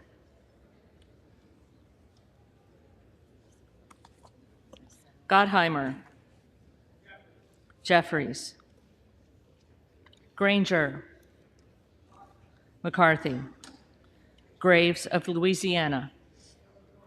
McCarthy. Graves of Missouri. McCarthy. Green of Tennessee. McCarthy. Green of Texas.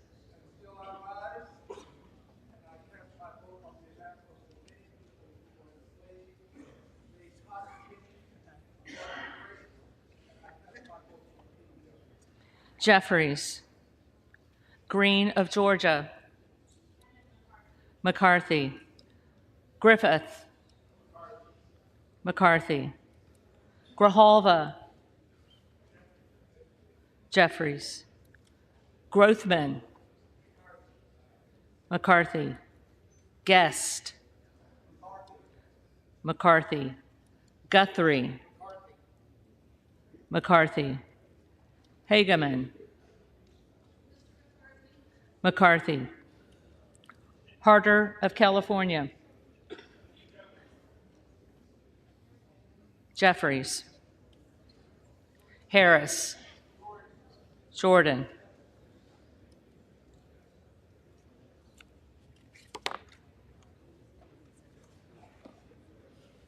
Harshbarger. McCarthy. Hayes. Jeffries. Hearn. McCarthy. Higgins of Louisiana. McCarthy.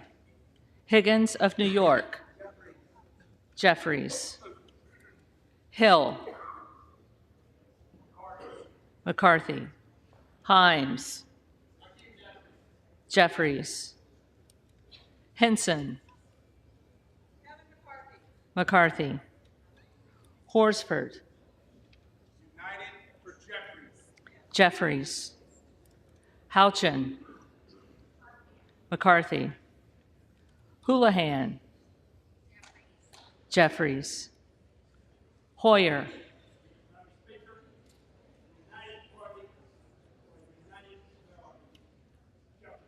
Jeffries. Hoyle of Oregon. Jeffries. Hudson. McCarthy. Huffman.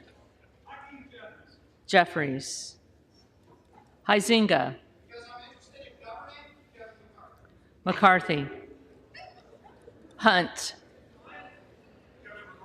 McCarthy. Issa.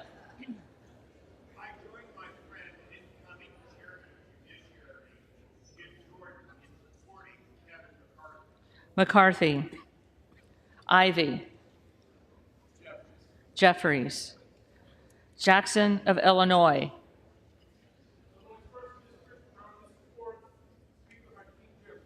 Jeffries. Jackson of North Carolina. Jeffries. Jackson of Texas. McCarthy. Jackson Lee.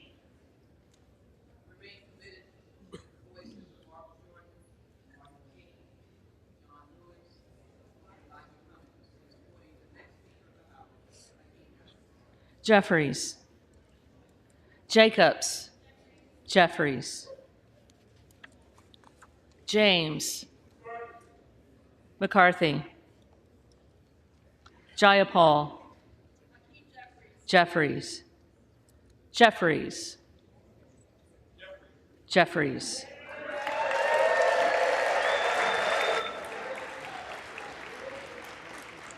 Johnson of Georgia.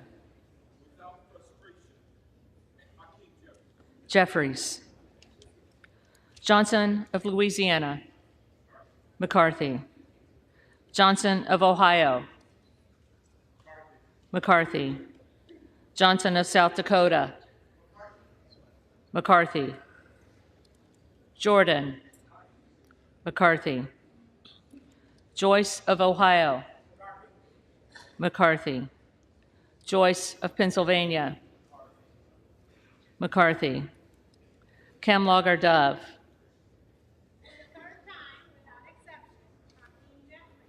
Jeffries. Captor. Jeffries. Kane of New Jersey. McCarthy. Keating. Jeffries. Kelly of Illinois. Jeffries. Kelly of Mississippi. McCarthy. Kelly of Pennsylvania. McCarthy. Khanna. Jeffries. Kiggins of Virginia. Kiggins of Virginia. McCarthy. Gildee. Jeffries.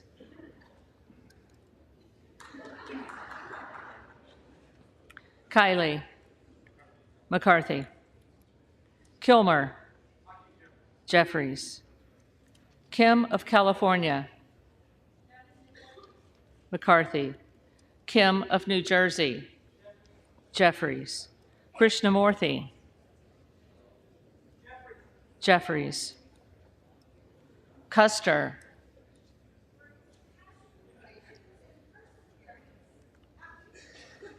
Jeffries. Kustoff. McCarthy. LaHood. McCarthy.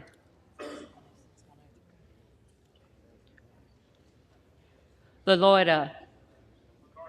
McCarthy. LaMalfa.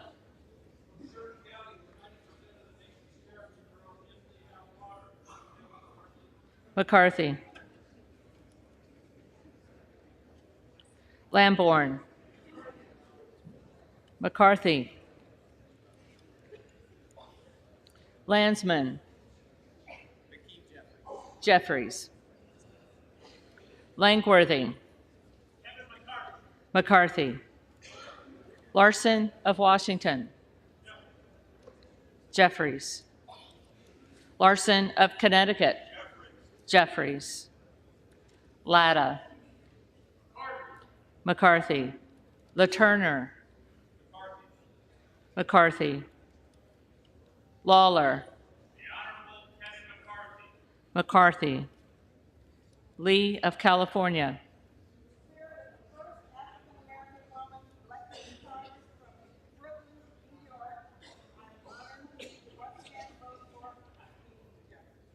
Jeffries. Lee of Florida. McCarthy. Lee of Nevada. Jeffries. Lee of Pennsylvania. Jeffries. Ledger Fernandez. Jeffries.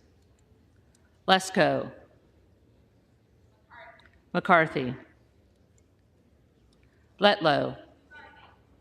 McCarthy. Levin. Jeffries. Liu. Jeffries. Lofgren. Jeffries. Loudermilk. McCarthy. Lucas. McCarthy. Luetkemeyer. McCarthy. Luna. Jordan.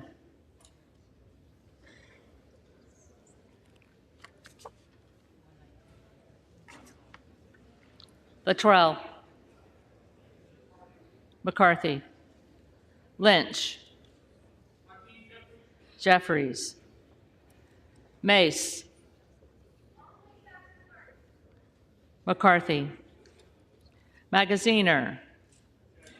Jeffries. Maliotakis. McCarthy. Mann.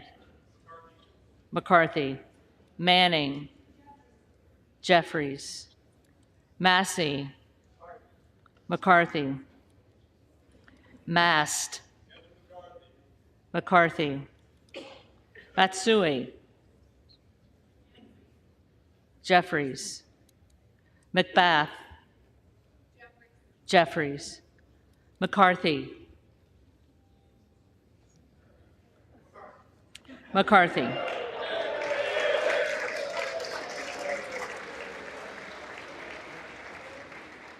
McCall. McCarthy. McLean. McCarthy. McClintock. McCarthy. McCollum. Jeffries. McCormick.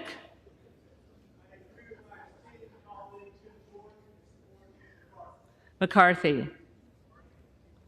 McGarvey. Jeffries. McGovern. Jeffries. McHenry. McCarthy. Meeks. Jeffries. Menendez. Jeffries. Ming. Jeffries. Muser. McCarthy. Mfume. Jeffries. Miller of Illinois. Jordan.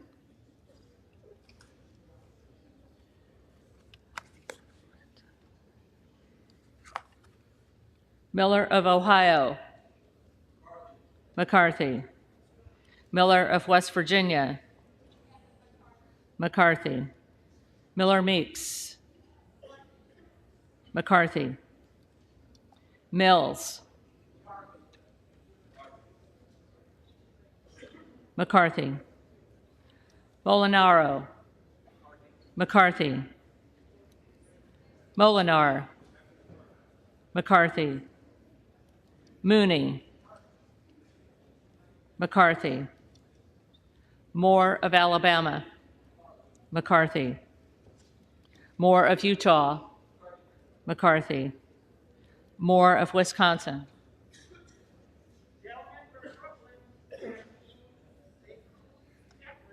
Jeffries. Moran. McCarthy. Morelli. Jeffries.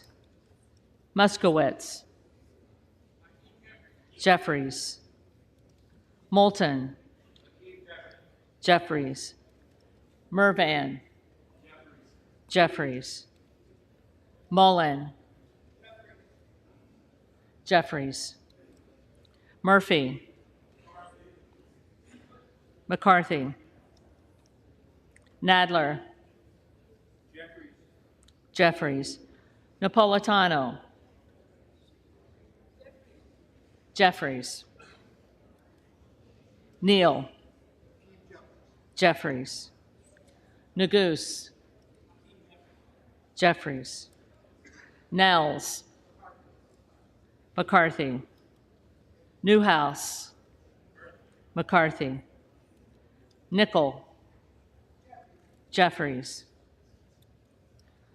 Norcross. Jeffries. Norman. Jordan.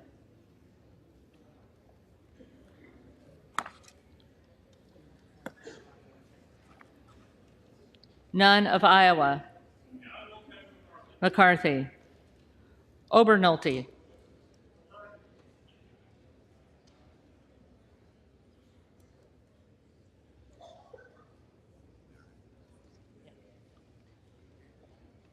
McCarthy. Ocasio-Cortez.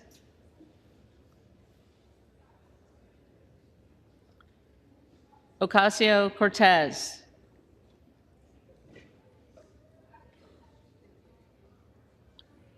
Ogles. Jordan. Omar. Omar.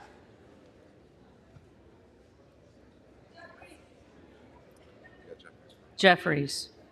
Owens. McCarthy.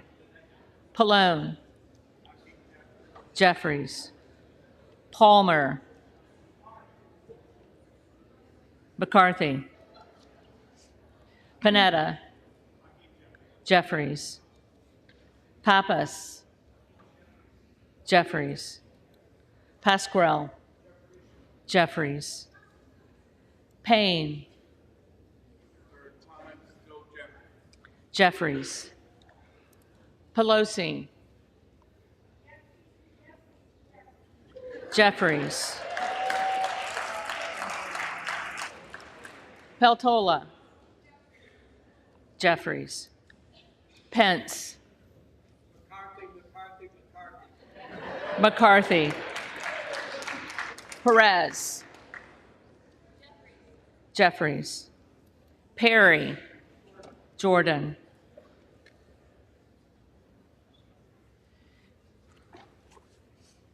Peters. Jeffries. Pedersen. Jeffries. Pfluger. McCarthy. Phillips. Jeffries. Pingree. Jeffries. Pocan. Jeffries.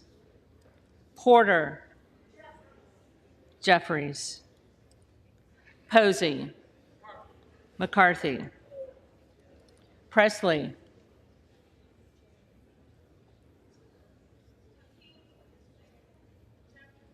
Jeffries. Quigley. Jeffries. Ramirez. Jeffries. Raskin. Jeffries. Reschenthaler. McCarthy. Rogers of Washington. McCarthy. Rogers of Alabama. McCarthy. Rogers of Kentucky. McCarthy. Rose. McCarthy. Rosendale. Jordan.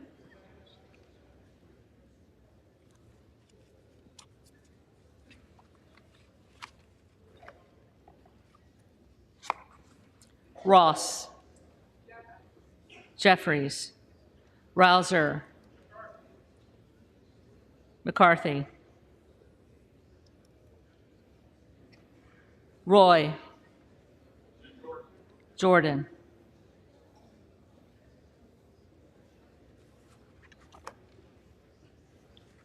Ruiz. Jeffries. Rupersberger. Jeffries. Rutherford. Rutherford.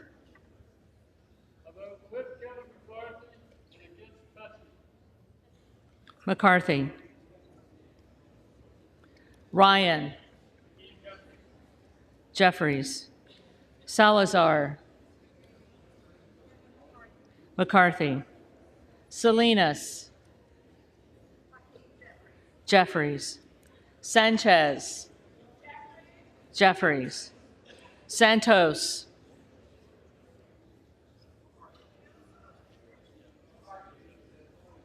McCarthy. Sarbanes. Jeffries. Scalise. McCarthy. Scanlon. Jeffries. Schakowsky. Jeffries. Schiff. Jeffries. Snyder. Jeffries. Skolton. Jeffries. Schreier. Jeffries. Schweikert. McCarthy. Austin Scott. McCarthy. David Scott. Jeffries. Scott of Virginia. Jeffries. Self. Jordan.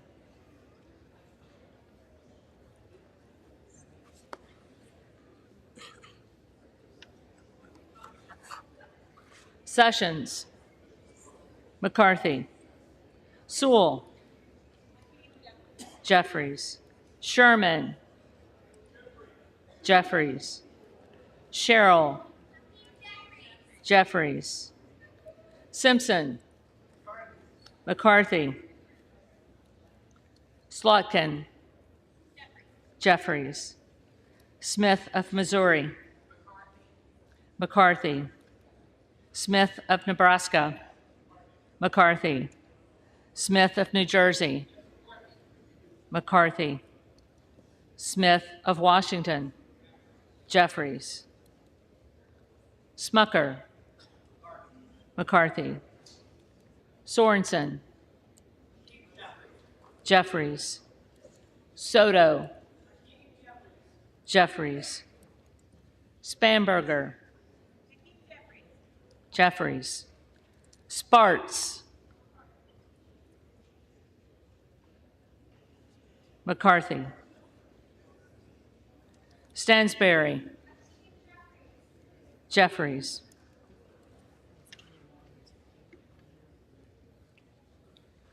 Stanton. Jeffries. Stauber. McCarthy. Steele. McCarthy. Stefanik. McCarthy. Style. McCarthy. Stubbe. McCarthy. Stevens. Jeffries. Stewart. McCarthy. Strickland.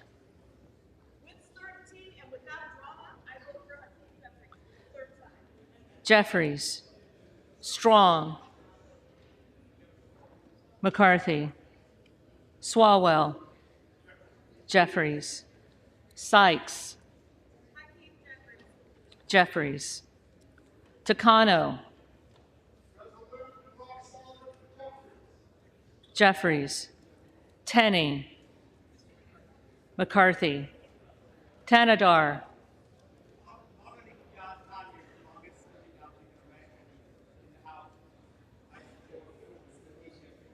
Jeffries. Thompson of California. Jeffries. Thompson of Mississippi.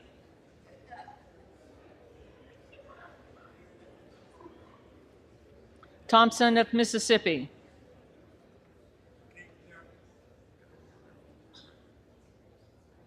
Jeffries. Thompson of Pennsylvania. McCarthy. Tiffany. McCarthy. Timmons.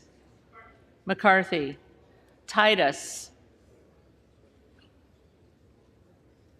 Titus. Talib. Jeffries. Takuda. Jeffries. Tonko. Jeffries. Torres of California. Jeffries. Torres of New York. Jeffries.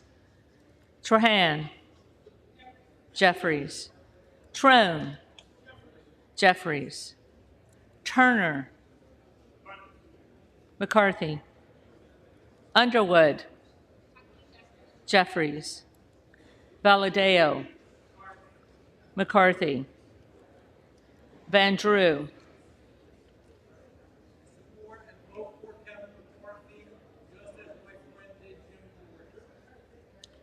McCarthy. Van Dyne. McCarthy. Van Orden. McCarthy. Vargas. Jeffries. Vasquez. Jeffries. Vesey. Jeffries. Velasquez. Jeffries. Wagner. McCarthy. Wahlberg, McCarthy,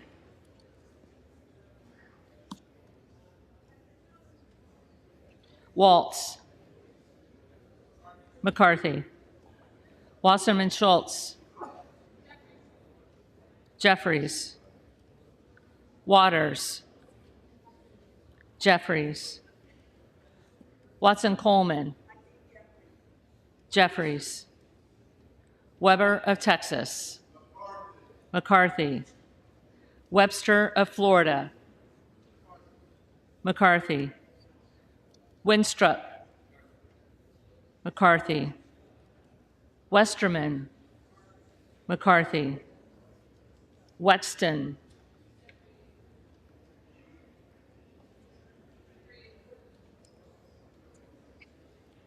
Jeffries, Wild, Jeffries, Williams of Georgia, Jeffries, Williams of New York, McCarthy, Williams of Texas, McCarthy, Wilson of Florida, Jeffries, Wilson of South Carolina, McCarthy, Whitman, McCarthy, Womack, McCarthy, Yacom, McCarthy, Zinke, McCarthy.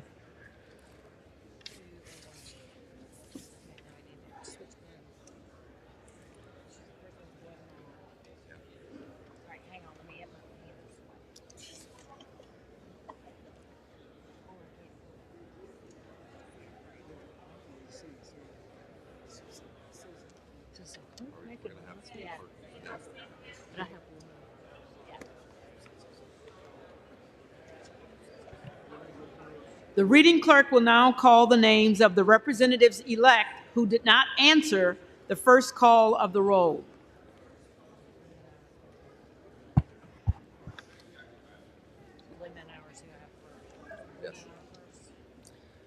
Blumenauer, Jeffries,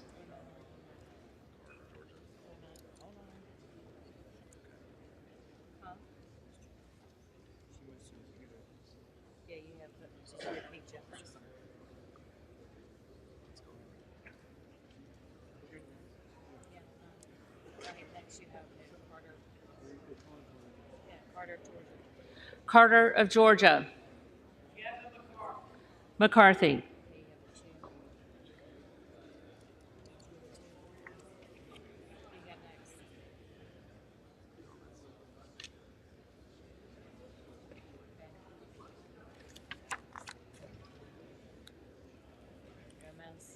Gomez,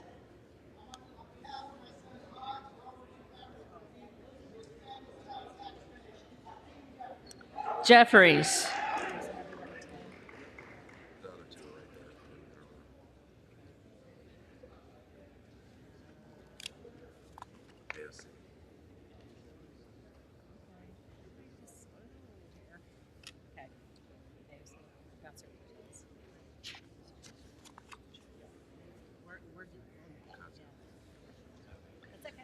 Ocasio-Cortez,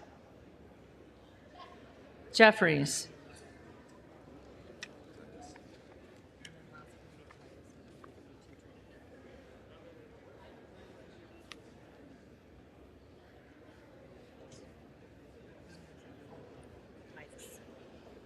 Titus, Jeffries,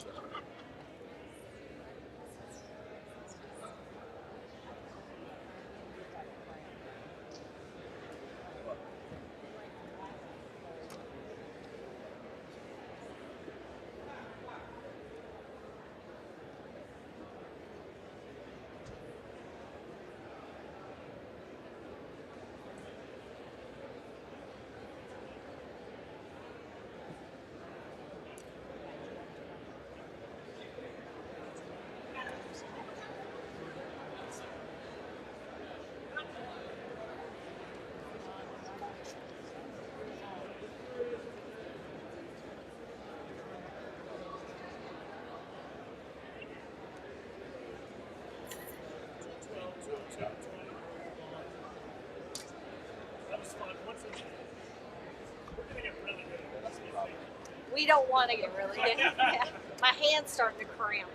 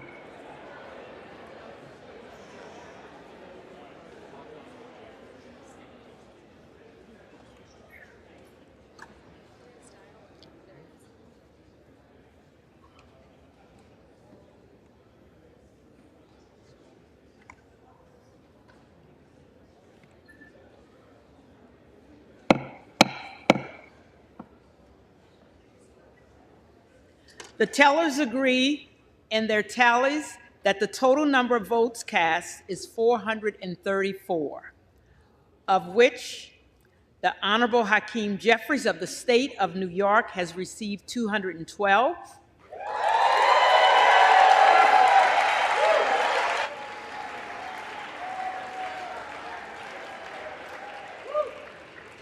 The Honorable Kevin McCarthy of the State of California has received 202.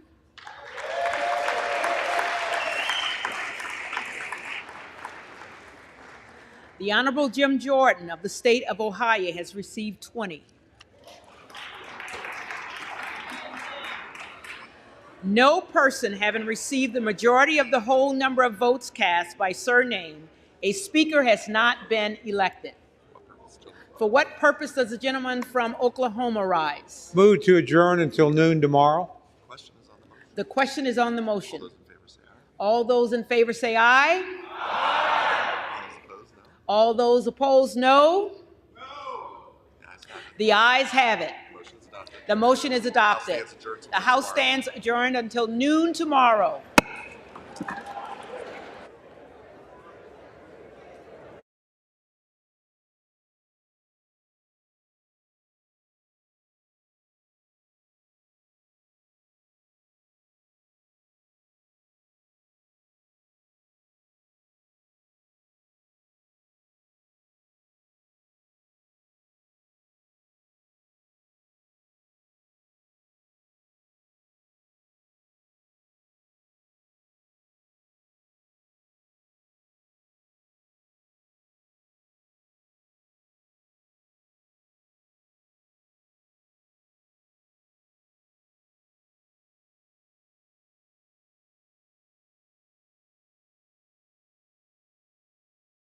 At noon. We want to get your reaction to what happened today on the House floor. Democrats dial in at 202-748-8920. Republicans 202-748-8921. All others, your line this evening 202-748-8922. You can send us a tweet as well with the handle at C-SPAN or join us on Facebook.com/C-SPAN for the conversation. Again, California Republican Kevin McCarthy unable to get the votes he needed to be Speaker of the House. He was elected the party's leader behind closed doors after the November elections, but today he needed the majority of those voting, and there were 434, so he needed 218 votes. He did not get those votes. After the third round of voting, there were 20 Republicans who opposed his bid for Speaker, rejecting him as their Speaker. And so now they were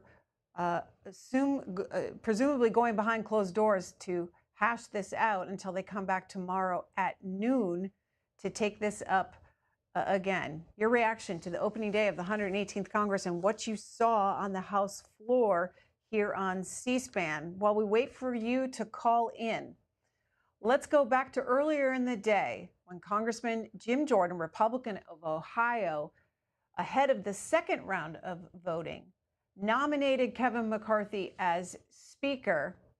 He went after his nomination speech. 19 Republicans did not flip their votes and vote for Kevin McCarthy. They voted for Jim Jordan. Take a listen. I rise to nominate Kevin McCarthy for Speaker of the House.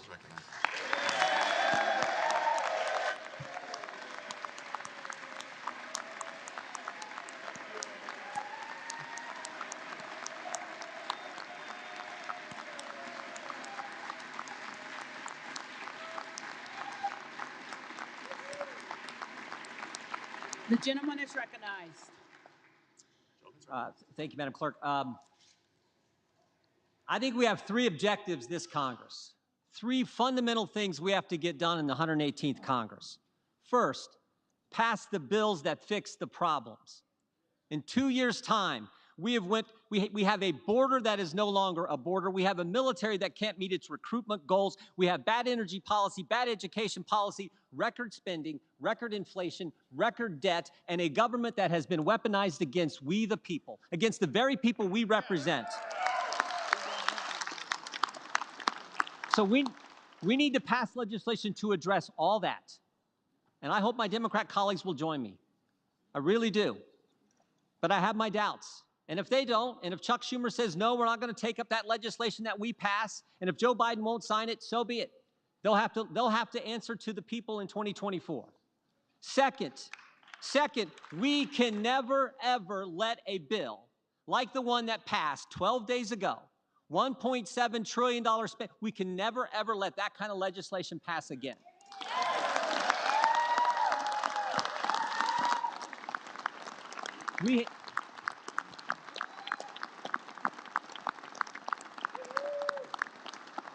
We have to pass a budget that makes sense, that's good common sense, then do the 12 appropriation bills that recognize it's the people's money, not ours, and send it to the Senate, and then stand firm on that legislation. And again, if they won't take it up and Joe Biden won't sign it, we can stand firm on a CR or something. We can have that fight, but we are not going to have what took place a week and a half ago ever happen again. And then finally, third, and this is important, we got to do the oversight, do the investigations. We have to do the oversight and the investigations that need to be done. This idea that bureaucrats who never put their name on a ballot but think they run the country, who have assaulted our constituents' First Amendment liberties, they need to be held accountable. That has to happen. We need to do it.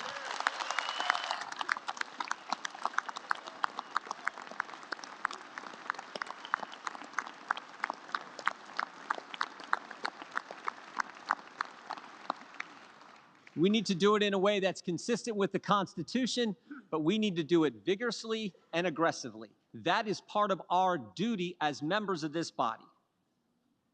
To my friends here on this side of the aisle, I would just say this. The differences we may have, the differences between Joyce and Jordan or Biggs and Bacon, they pale in comparison to the differences between us and the left, which now unfortunately controls the other party.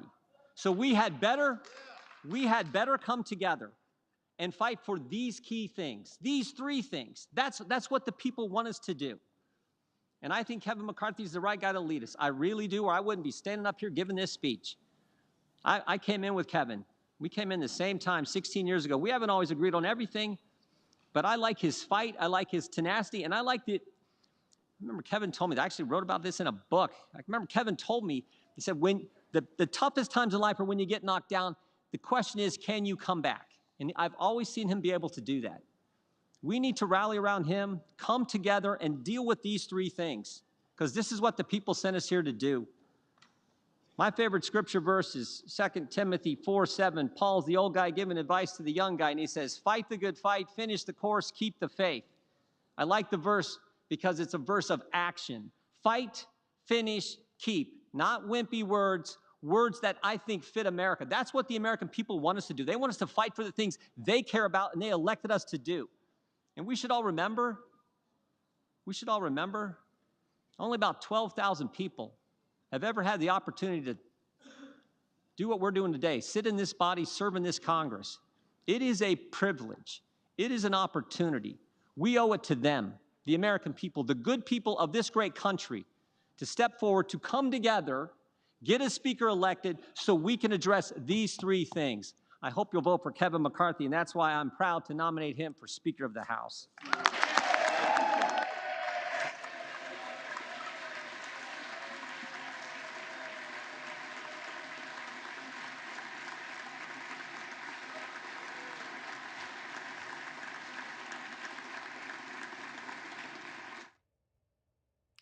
Ohio Republican Jim Jordan from earlier today nominating Kevin McCarthy for Speaker. That was ahead of the second round of voting. Kevin McCarthy did not get enough votes the first round, the second round, or the third round. GOP defections were at 20 after the third round of voting. Moments ago, the House adjourned until noon tomorrow. With what's next is Lindsay McPherson, who is the CQ Roll Call senior reporter, and joining us now to talk about what happens tomorrow. So Lindsay McPherson, just before we get to tomorrow, What do you know about what's happening on Capitol Hill right now? Are Republicans going to go behind closed doors this evening, or will they wait until tomorrow? So I'm currently standing in the hallways outside of the chambers, and it's, people are kind of all wandering around. So I think it's not totally clear. I certainly suspect there will be at least some individual or small group meetings with Kevin McCarthy tonight. I don't know yet if they're going to have a full-on conference meeting. Those typically aren't the most productive places to negotiate deals with a select number of members. So I expect we'll probably see more private negotiating among the 20, really it's 19 who have a specific problem with Kevin McCarthy. The 20th, Brian Daniels, who switched his vote on that third ballot, just said he did that because it's clear McCarthy doesn't have a path to 218, and he wanted the House to recess for the day so they could negotiate who would. And so that's happened. So I don't really think he's the main issue. The other 19, though, they have to figure out how McCarthy can either get their votes, or if he can never get them or not enough of them, he would need at least all but 4 to go his way to win, or what comes next if they can't do that. So setting aside Byron Donalds, Kevin McCarthy needs to flip 15 of those 19 by tomorrow at noon. Right. Or, well, I mean, to win at the next ballot, assuming they're going to have that next ballot at noon, that is what would need to happen. It's not an easy task by any means, because some of those 19 are pretty steadfast in their opposition to Kevin McCarthy. There's like an inherent distrust among some of those members for him. They don't believe that, the few things he has promised them that he'll deliver on. They've said that in legislative negotiations before, particularly on big spending bills, that he's not advocated for Republican priorities enough, and they want more firm commitments from him. But he also doesn't want to, go too far to the right of his conference when he has, a center and a middle to worry about as well. And so he can't really commit to some of the things they're asking for without turning off some of his supporters. So it's a difficult dynamic to navigate, and it's unclear how they are going to come out of this and find a way that everyone's going to be happy. And what is the big concession that they want Kevin McCarthy to make? Well, some of the latest asks have been about spending bills. They want, for example, individual votes on the House floor to add the earmarks to the spending bills. Most of these conservatives oppose earmarks, but the Republican conference had proposed, or they voted to keep in place earmarks for this Congress after Democrats brought them back. But now some of these conservatives, they want 2/3 votes on amendments to add earmarks versus just automatically adding them in the bills. They want to be able to have automatic amendment votes on any amendments that would cut spending. They want McCarthy to agree to seat Freedom Caucus members, because this opposition is primarily from Freedom Caucus members, on different committees. They're not particularly well represented on some of the big committees like Ways and Means and Energy and Commerce and appropriations and stuff. There's like maybe one or so. They want more representation on those panels. And finally, they've had a political demand. They think McCarthy and his allies in leadership, they have a lot of political action committees they think have been working against conservatives in primaries to defeat them, and they want that to stop, and a firm commitment on that. So all these things are, negotiation in progress, but some of them are more heavy lifts than others in terms of asks. Lindsay McPherson covers Capitol Hill for CQ Roll Call. You can follow her on Twitter at Lindsay McPherson. No Y in that for the latest reporting. We'll let you get back to it, Lindsay McPherson. We know there's a lot to catch up on with those members in the hallways. Yeah, thank you. Appreciate it.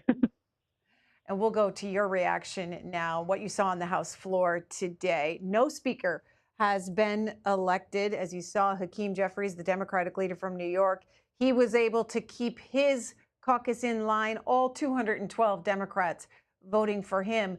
But you need 218 to become speaker. So while he had more votes on the screen than Kevin McCarthy, he did not, and he likely would not get 6 Republicans to join Democrats to give him 218. Kevin McCarthy needs 218 votes of the 434 that have been voting today and are expected to vote tomorrow. Ira, in California, let's hear from you, an independent.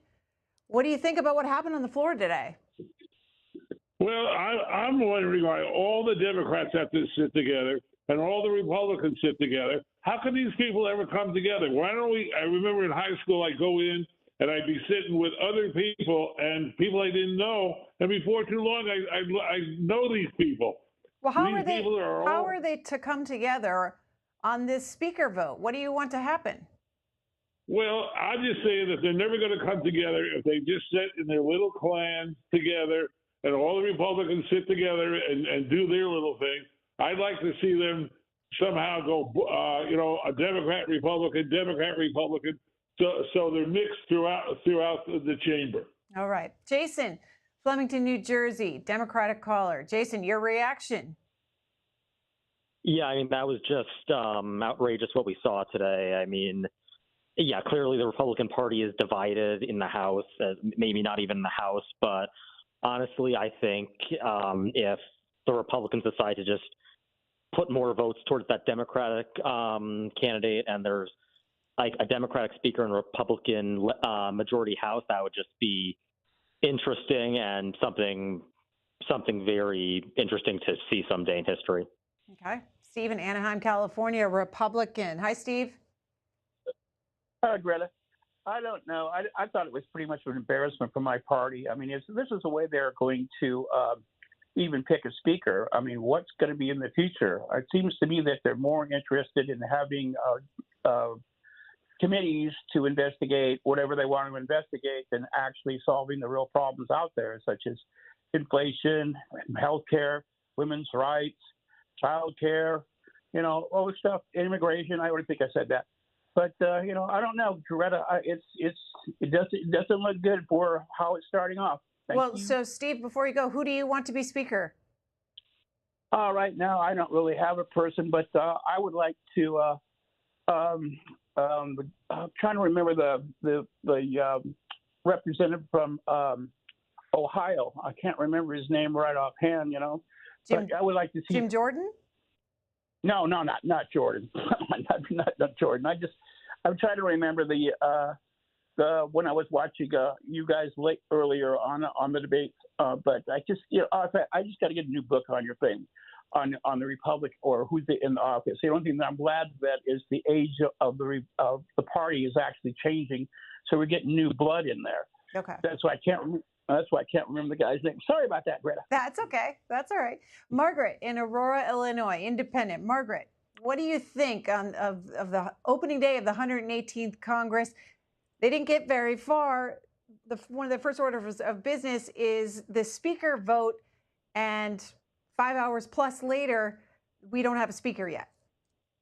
I'm more than happy to see that they can't decide on anything. The confusion is just great with me. I don't want them to accomplish anything, and they never will.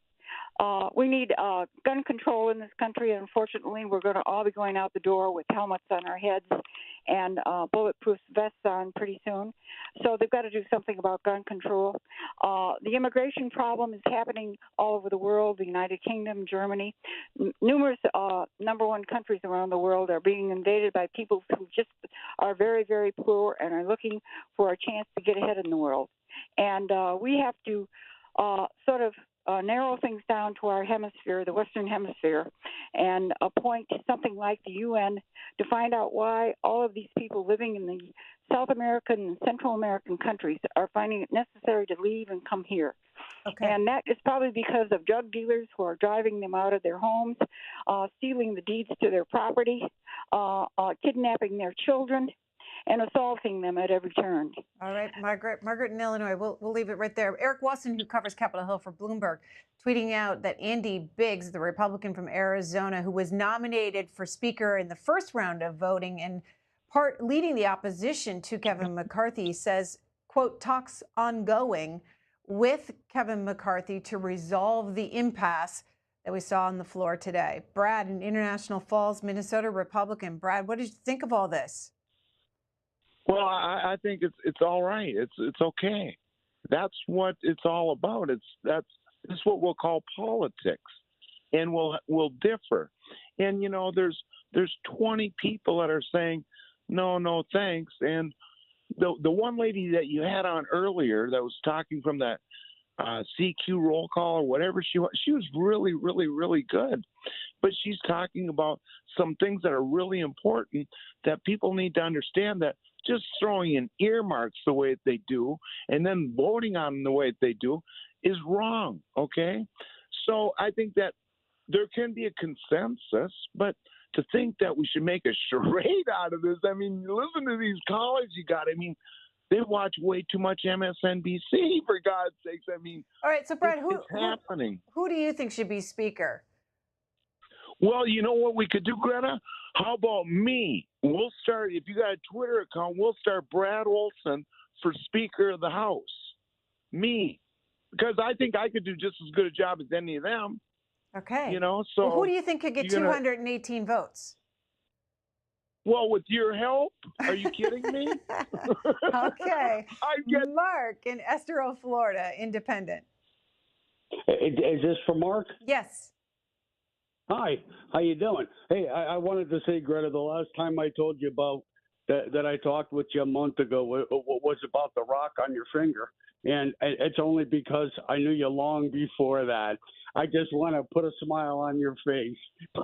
But what I want to say today was really, really good. It was a fantastic day.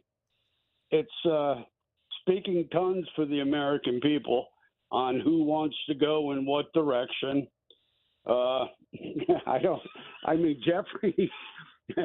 Jeffries would be the pick over McCarthy because he's not going to get it just because they want to go backwards. They want to do the same thing over and over again. Who's and they? I just want to say. Who's they? The Republicans. They want to do the same thing over and over again. You know, as the Speaker of the House and everything. And it's like we went from white water to white stain. Now, come on, that's just crazy. All right. Okay, Mark, we'll keep taking your calls, getting your reaction to this opening day of the 118th Congress. They are going to start a second day of votes for Speaker tomorrow at noon. Now, historically, votes have gone longer. The record is 133 ballots lasting over 2 months. We'll see if it goes that long. Kevin McCarthy telling reporters earlier he'd be happy to beat that record. They will come back to vote noon tomorrow. We'll continue with your phone calls, so keep dialing in. While we wait, let's listen to earlier on the floor today, Matt Gaetz, Republican of Florida, part of the opposition to Kevin McCarthy, nominating Jim Jordan, Republican of Ohio, to be Speaker, even though Jim Jordan was asking his Republican colleagues to back Kevin McCarthy. Well, sometimes we have to do jobs that we don't really want to do. And sometimes we have to do jobs that we are called to do. And so, my colleagues, I rise to nominate the most talented, hardest working member of the Republican conference who just gave a speech with more vision than we have ever heard from the alternative. I'm nominating Jim Jordan. Jim Jordan is humble, perhaps today, humble to a fault. Maybe the right person for the job of Speaker of the House isn't someone who wants it so bad. Maybe the right person for the job of Speaker of the House isn't someone who has sold shares of themselves for more than a decade to get it. Maybe Jim Jordan is the right person for Speaker of the House because he is not beholden to the lobbyists and special interests who have corrupted this place and corrupted this nation under the leadership of both Republicans and Democrats. Maybe Jim Jordan would be the right person for Speaker of the House because he wouldn't fight us when we try to get a term limits bill on the floor. Maybe Jim Jordan would be the right person because he wouldn't fight us when we try to put a balanced budget on the floor and vote for it. And maybe Jim Jordan is the right person because he would endorse the plan that was built by the Texas delegation to finally secure our border. Mr. Jordan said in his nomination that there are certain bills that we have to pass to fix the problem. The challenge is the alternative has been someone voting for the very bills that have caused these problems. Mr. Jordan says that we cannot accept legislation like the omnibus. And I fully agree. And if Jim Jordan were Speaker of the House, if he were the leader of the Republican team, we wouldn't have that circumstance choking the economy of our country, increasing inflation, and diminishing the prospects of a better life for our fellow Americans. And finally, Mr. Jordan said we must engage in rigorous oversight. Every one of my Republican colleagues knows that the person who can lead that oversight effort, who works on it every day, who has the skill and the talent and the will, is Jim Jordan. I'm nominating him, and I'm voting for him.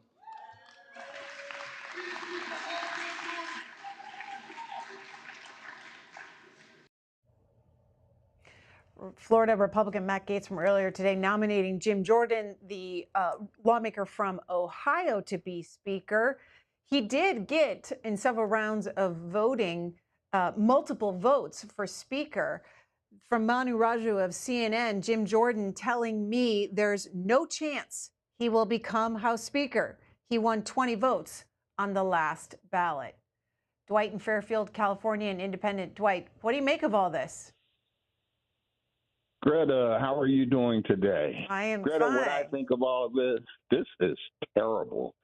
This is outrageous. Here we have a majority party that don't even know who they want to lead them. So how are they going to lead the country, Greta?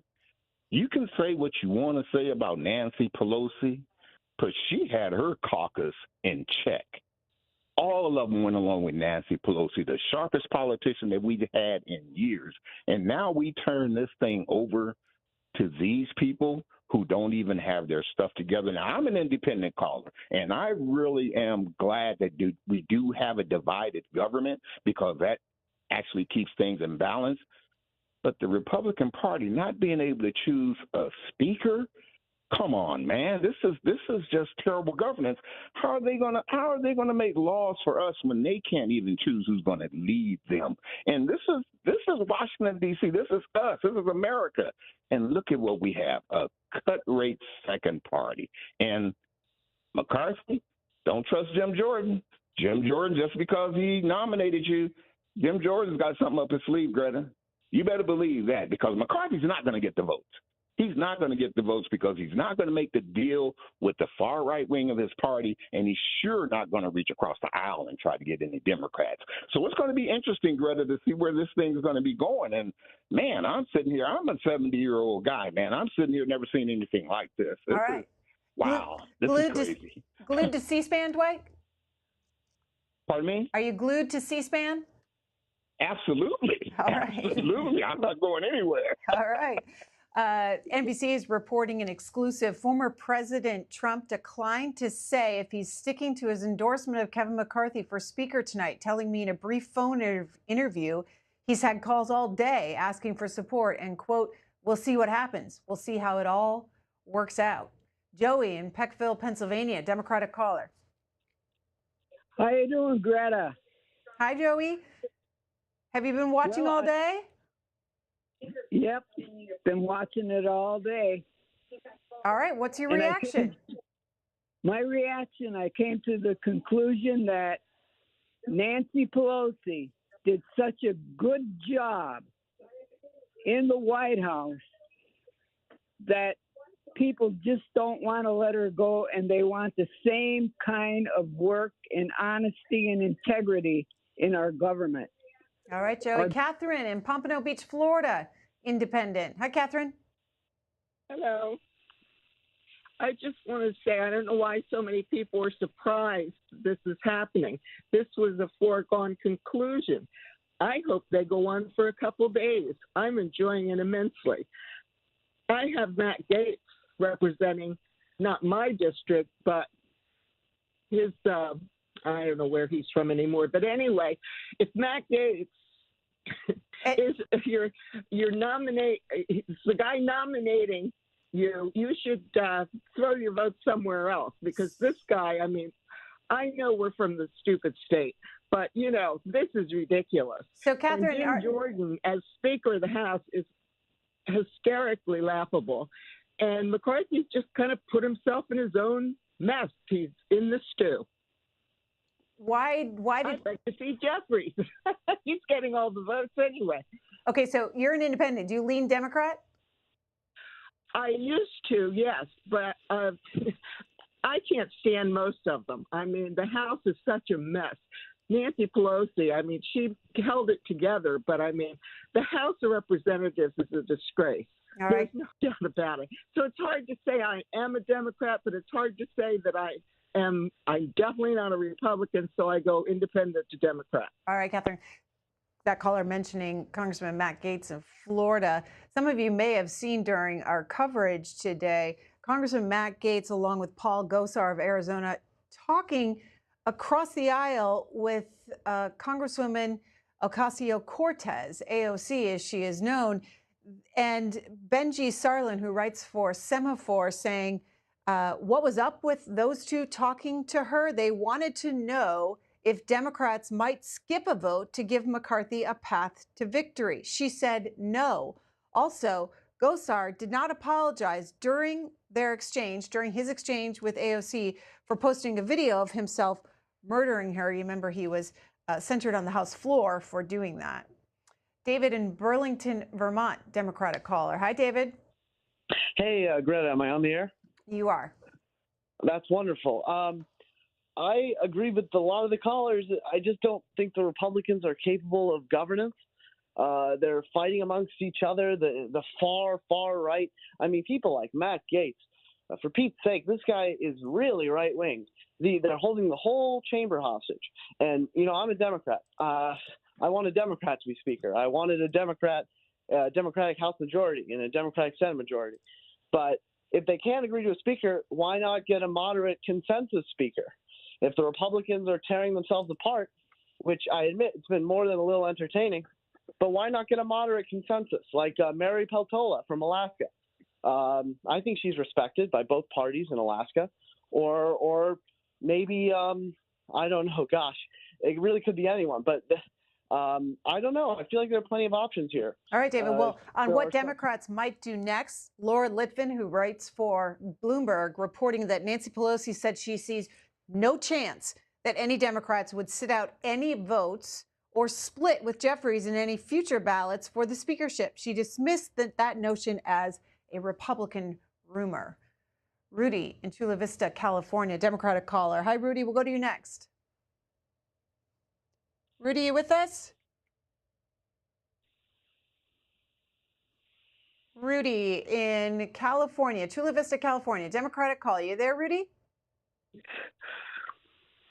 Rudy, I can hear you. You better go. Your turn. All right, one last call for Rudy in Chula Vista, California. All right. All right. Well, while we get this straightened out a little bit more from our coverage earlier today, as many of you saw, the Democrats were united behind Hakeem Jeffries in their vote for Speaker. He was nominated for Speaker all 3 times during those votes by Congressman Pete Aguilar of California. Here is his nominating speech from earlier today. Madam Clerk, I rise today at the direction of the House Democratic Caucus Thank you, Craig, to for place having into that ready to nomination go. for election to the position of Speaker of the House of Representatives, the pride of Brooklyn, Hakeem Jeffries of New York.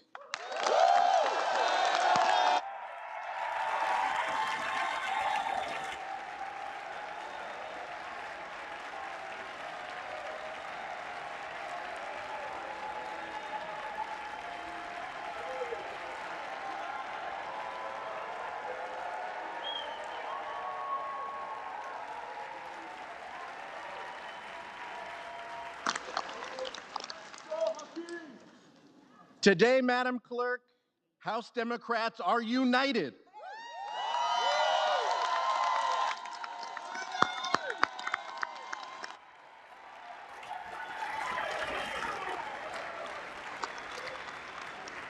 United by a Speaker who will put people over politics.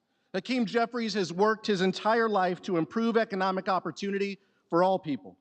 He is committed to strengthening the American dream by lowering costs for working families, building safer communities, by taking weapons of war off streets, and by creating good-paying jobs in industries of the future. as we work to implement our historic legislative accomplishments of the last 2 years. House Democrats are united behind a speaker who wants to make things in America and bring home jobs that have been shipped overseas, to write a tax code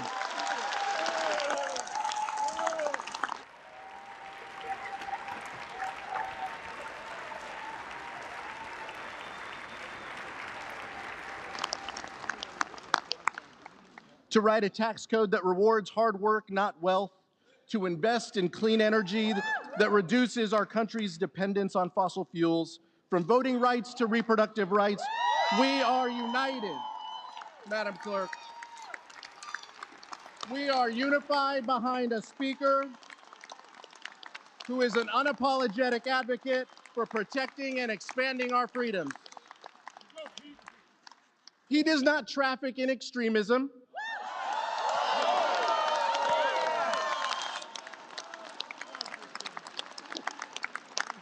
He does not grovel to or make excuses for a twice-impeached so-called former president.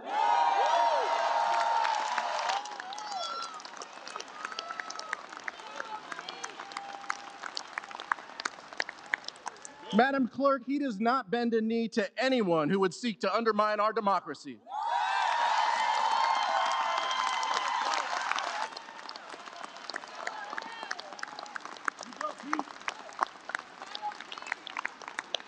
Because, Madam Clerk, that's not what leaders do.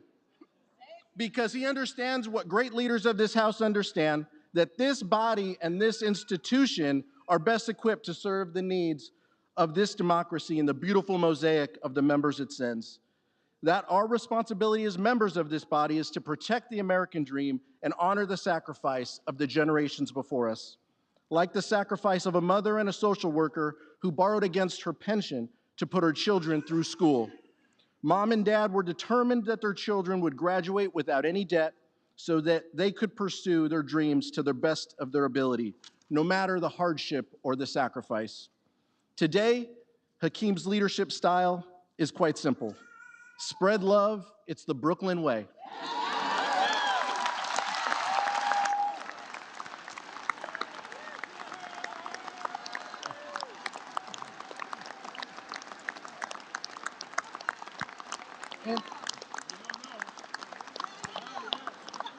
And it's born of this working class upbringing in that same borough. Hakeem and his brother were raised in the first home that their parents ever bought, thanks to their collectively bargained salary, and it's where they live today. It was in this house where his younger brother saw a future leader, where his mother saw a thoughtful, passionate young man, and where his father saw a competitor whose GPA went up when his younger brother started high school. His family always at his side, some here with us today and some watching from home. His mom and dad, Kenny, JJ, Joshua, and his younger brother, Dr. Hassan Jeffries. Mrs. Jeffries and her husband told their sons, it doesn't matter what you do, but it has to be done in the service of people. And that's how Hakeem will lead. He's going to serve all of us so that we can best serve the American public. That selflessness, that commitment to success of those around you is what shaped his career and what will shape our joint future together. He knows success isn't about personal achievement. He's a leader who will be with you in the beginning, whether it's your bill and an important priority in your district. He'll ride alongside you as you do the work, and he'll be there at the end to see you through. Because he knows that our success means that we can raise the quality of life for our constituents, creating better jobs and building safer communities. He has guided every step of the way by his faith and his mom instilled in him. Sunday mornings weren't always easy in the Jeffries house. The young man who knew he wanted to be a lawyer would argue with his mom about going to church that day. But failure is a good teacher. He lost those arguments, and now Hakeem goes to church every weekend, sometimes that one where his church family is at Cornerstone Baptist, or somewhere else in the district where he can meet his constituents where they are. He remembers that after church on Sundays, he'd go to Nano's house, where there was an open door at his grandmother's house for the entire neighborhood and their elders to come through with food and conversation. A young Hakeem listening to everything, but usually just trying to catch the score of the Jets game. This is where wisdom gets passed down. And now, guided by the faith and wisdom of leaders like Jim Clyburn, Greg Meeks, John Lewis, Steny Hoyer, and Nancy D'Alessandro Pelosi.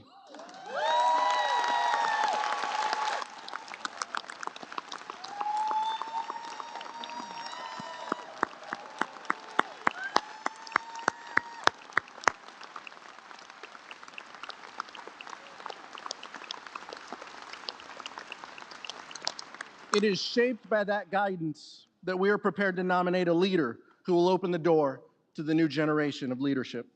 Madam Clerk, a Latino is nominating for leader of this chamber a Black man for the first time in our history.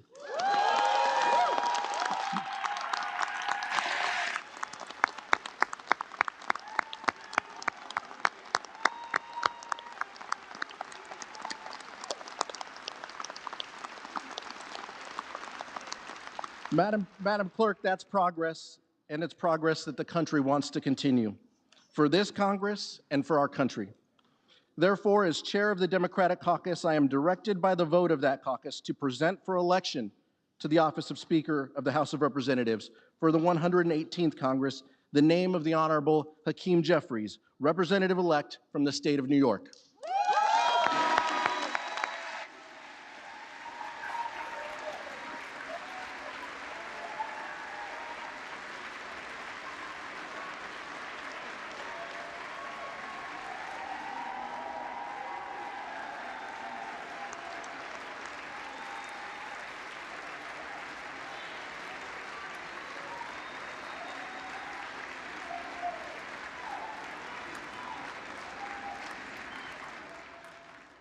The nomination of Hakeem Jeffries, Democrat of New York, to be Speaker. He will not be, as Democrats are back in the minority for the 118th Congress. They have 212 Democrats serving in this Congress to Republicans 222. The 52-year-old Hakeem Jeffries is serving in his 6th term, and as you heard there, becomes the first Black person to lead a major political party in Congress.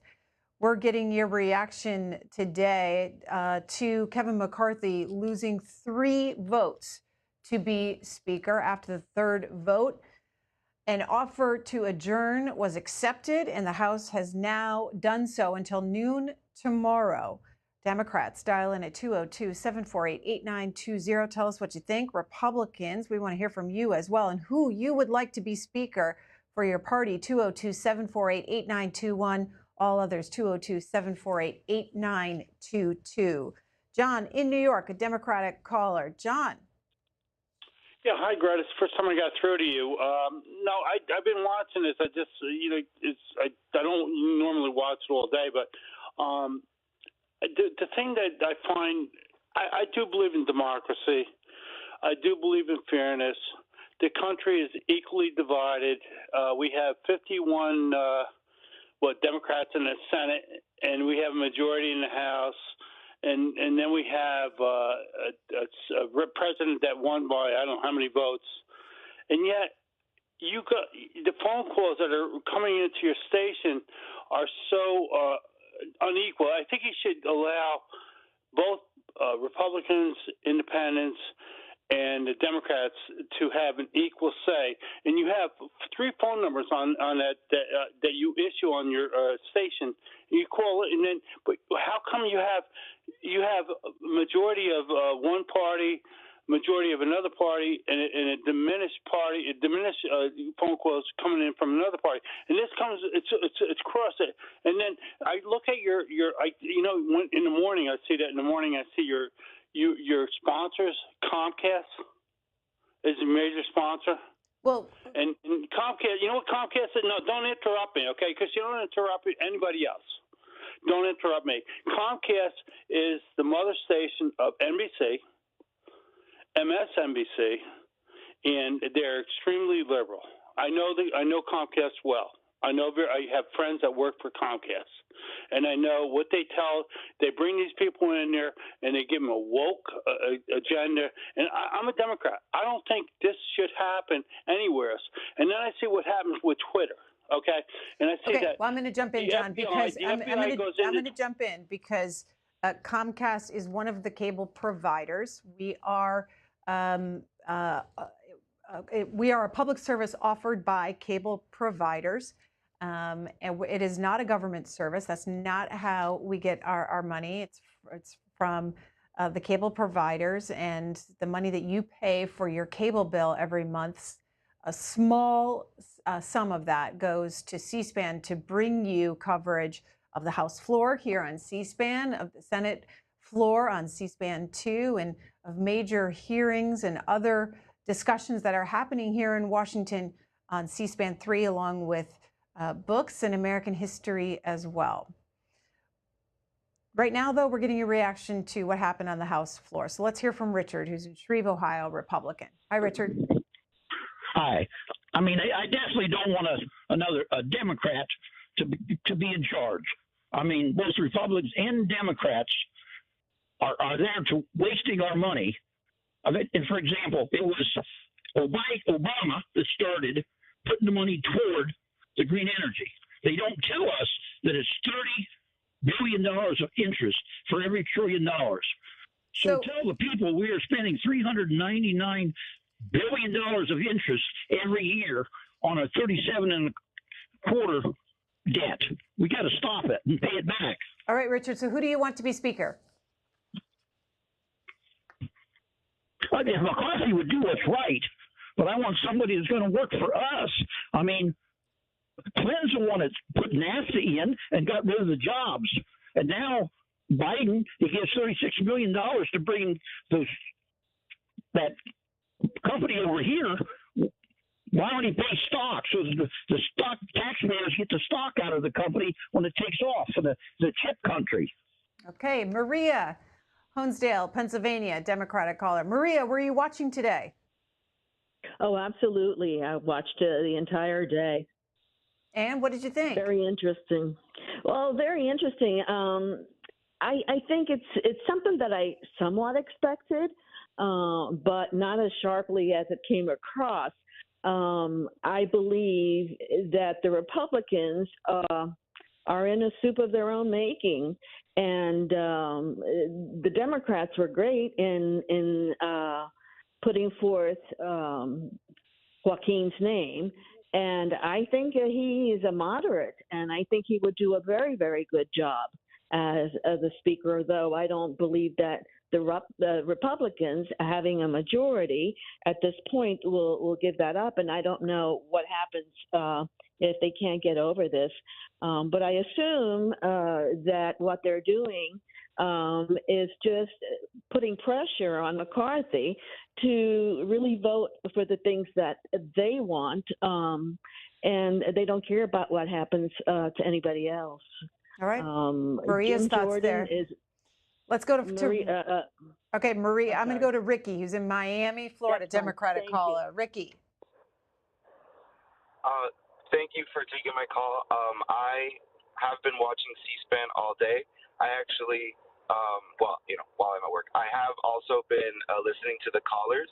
There was something very interesting brought up earlier, some sort of compromise choice that could happen with and Republicans working together that I think could make sense. Obviously, the Republicans are with their radical factions and Democrats with their slightly smaller radical faction. And so I think someone who's in the middle, like a Democrat representing a Republican state like Alaska, was brought up earlier, Mary Peltola. She's fresh, which I think a lot of people would like.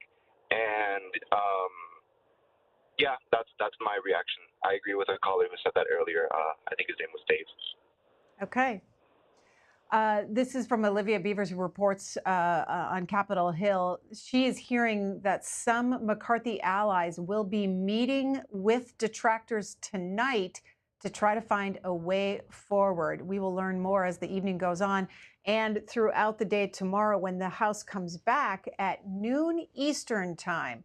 Our conversation, though, with all of you continues tomorrow morning at 7 a.m. Eastern time on the Washington Journal. C-SPAN is your unfiltered view of government.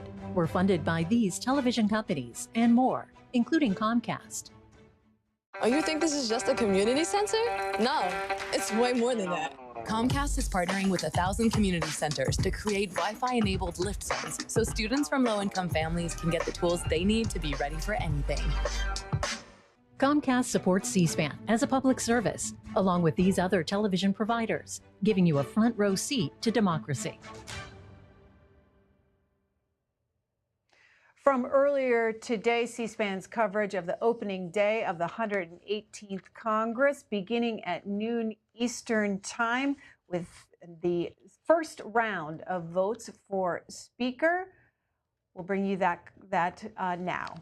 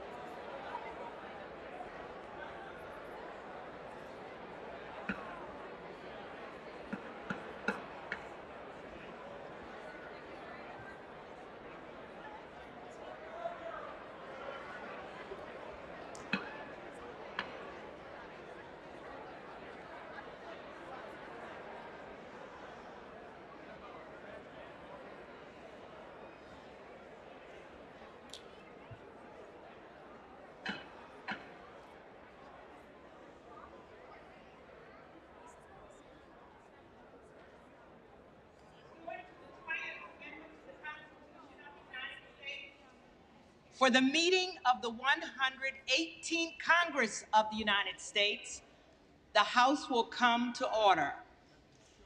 The prayer will be offered by Chaplain Kibben.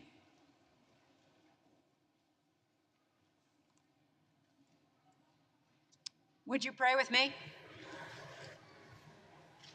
Eternal God, you spoke and the earth brought forth life. With a word, your Spirit breathed into humanity the essence and purpose of our very being.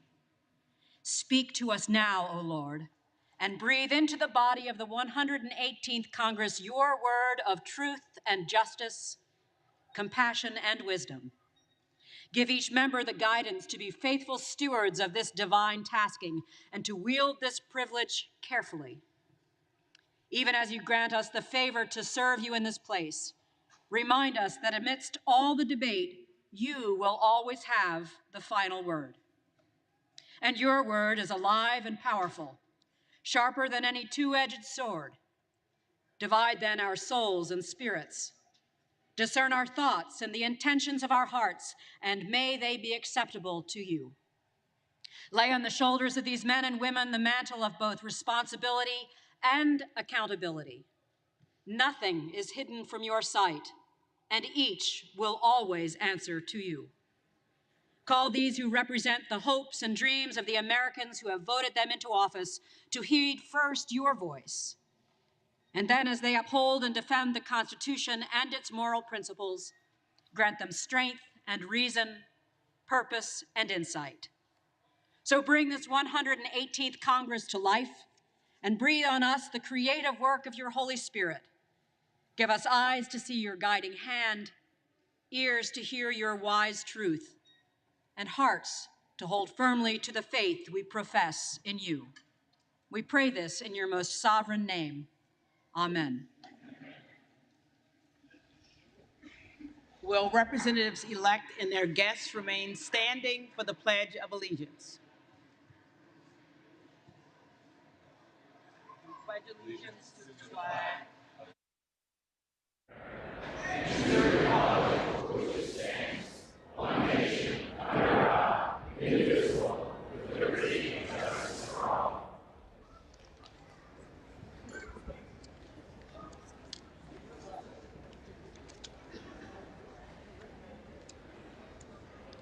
As directed by law, the clerk of the House has prepared the official roll of the representatives-elect.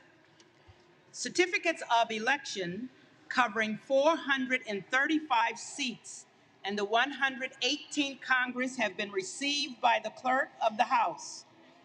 The names of those persons whose credentials show that they were regularly elected as representatives in accord with the laws of their respective states or of the United States will be called. The representatives-elect will record their presence by electronic device, and their names will be reported in alphabetical order by state, beginning with the state of Alabama, to determine whether a quorum is present. Representatives-elect will have a minimum of 15 minutes to record their presence by electronic vote. Representatives-elect who have not obtained their voting ID cards may do so now in the Speaker's lobby.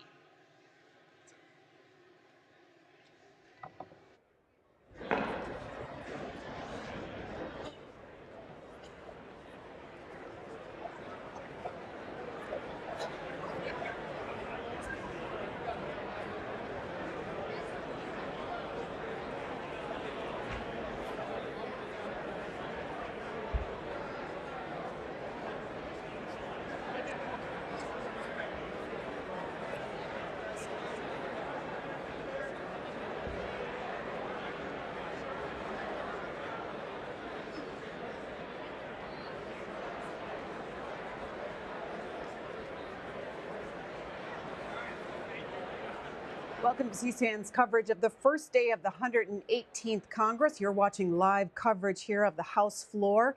After 4 years of being in the minority, Republicans now have control of the chamber with a slim majority. There are 222 Republicans and 212 Democrats in the new Congress. There's currently one vacant seat following the death of Virginia Democrat Donald McEachin in November. A special election will be held in February to fill his seat. Right now, the clerk is establishing a quorum in the chamber with members recording their presence with their electronic voting cards. Once that is over, they'll begin the process of electing a speaker. For more on that, we're joined by Zach Cohen, who covers Congress for Bloomberg Government. Zach Cohen, for the first time in 100 years, the House is on track to hold multiple ballots for speaker. Walk us through the election process. Usually, election of a House Speaker is a rather pro forma event. Members of one party vote for their preferred candidate, the majority of their minority leader, and members of the other party vote for their preferred candidate. The difference this time is that Kevin McCarthy is looking for that magic number of 218 votes. And because, as you mentioned, the majority is so slim, only 222 Republicans in the House now that this new 118th Congress is coming in, he can only afford to lose a handful of votes on that speaker vote. And there are as many as 5, maybe as many as 20 Republicans that are getting ready to vote against him for that speakership. Unlike most caucus leader positions, it requires a majority of the whole House as opposed to a majority of just the conference or the caucus. And that's why that super narrow majority really plays in here. What will it look like on the floor when this vote gets underway? Unlike most House votes, usually C-SPAN watchers will see that members are kind of milling around, taking their voter cards, putting in the machines, registering their votes. It's a rather free-form affair. Unlike that, this is a much more formal process where each member, all 434 of them, in this case, usually 435, will be called alphabetically, and they will register their vote with the actual candidate that they are voting for. Most Republicans will vote for Kevin McCarthy, the Republican from California. Most Democrats will vote for Hakeem Jeffries, the Democrat from New York. And then there are this faction of more conservative lawmakers, Republicans, that will vote for someone else, probably Andy Biggs, the Arizona Republican, on that first ballot. And as you mentioned, it hasn't been since 1923 that a House Speaker vote has gone to more than one ballot. So 99 years ago, December 1923. So this is a rather historic day. And so what happens after that first vote really is up in the air right now. During that first vote, what is the magic number that Kevin McCarthy needs, and what could the vote tally look like? He does need 218. He needs a majority of the House. Again, not just a majority of House Republicans, which he does have. In a closed-door session a couple of weeks ago, Republicans, most of them agreed that Kevin McCarthy, who is the current Republican leader, would be their nominee for Speaker and who they would all vote against. But there are 5 Republicans that have said that they will absolutely vote against him. People like Congressman Matt Gaetz or Congresswoman Lauren Boebert today, I believe, said that she would vote against McCarthy for Speaker at this juncture. And that group right now, a lot of members of the House Freedom Caucus, the sort of arch-conservative members of the House Republican Caucus, are looking for rules changes that would basically empower them on certain issues. The main one being the motion to vacate the chair, basically a way to oust the Speaker. And normally that only takes, a member to sort of call that motion. But Republicans, especially in McCarthy's camp, would like a much larger number. The current compromise is 5 that they would require in order to call up that vote. And this is the same motion that basically ended the speakership of John Boehner. And so if they're not able to reach some sort of a consensus on these rules changes, those 5 or so Republicans are going to keep voting against McCarthy until they come up with, either some way to reach a consensus or maybe find a different candidate.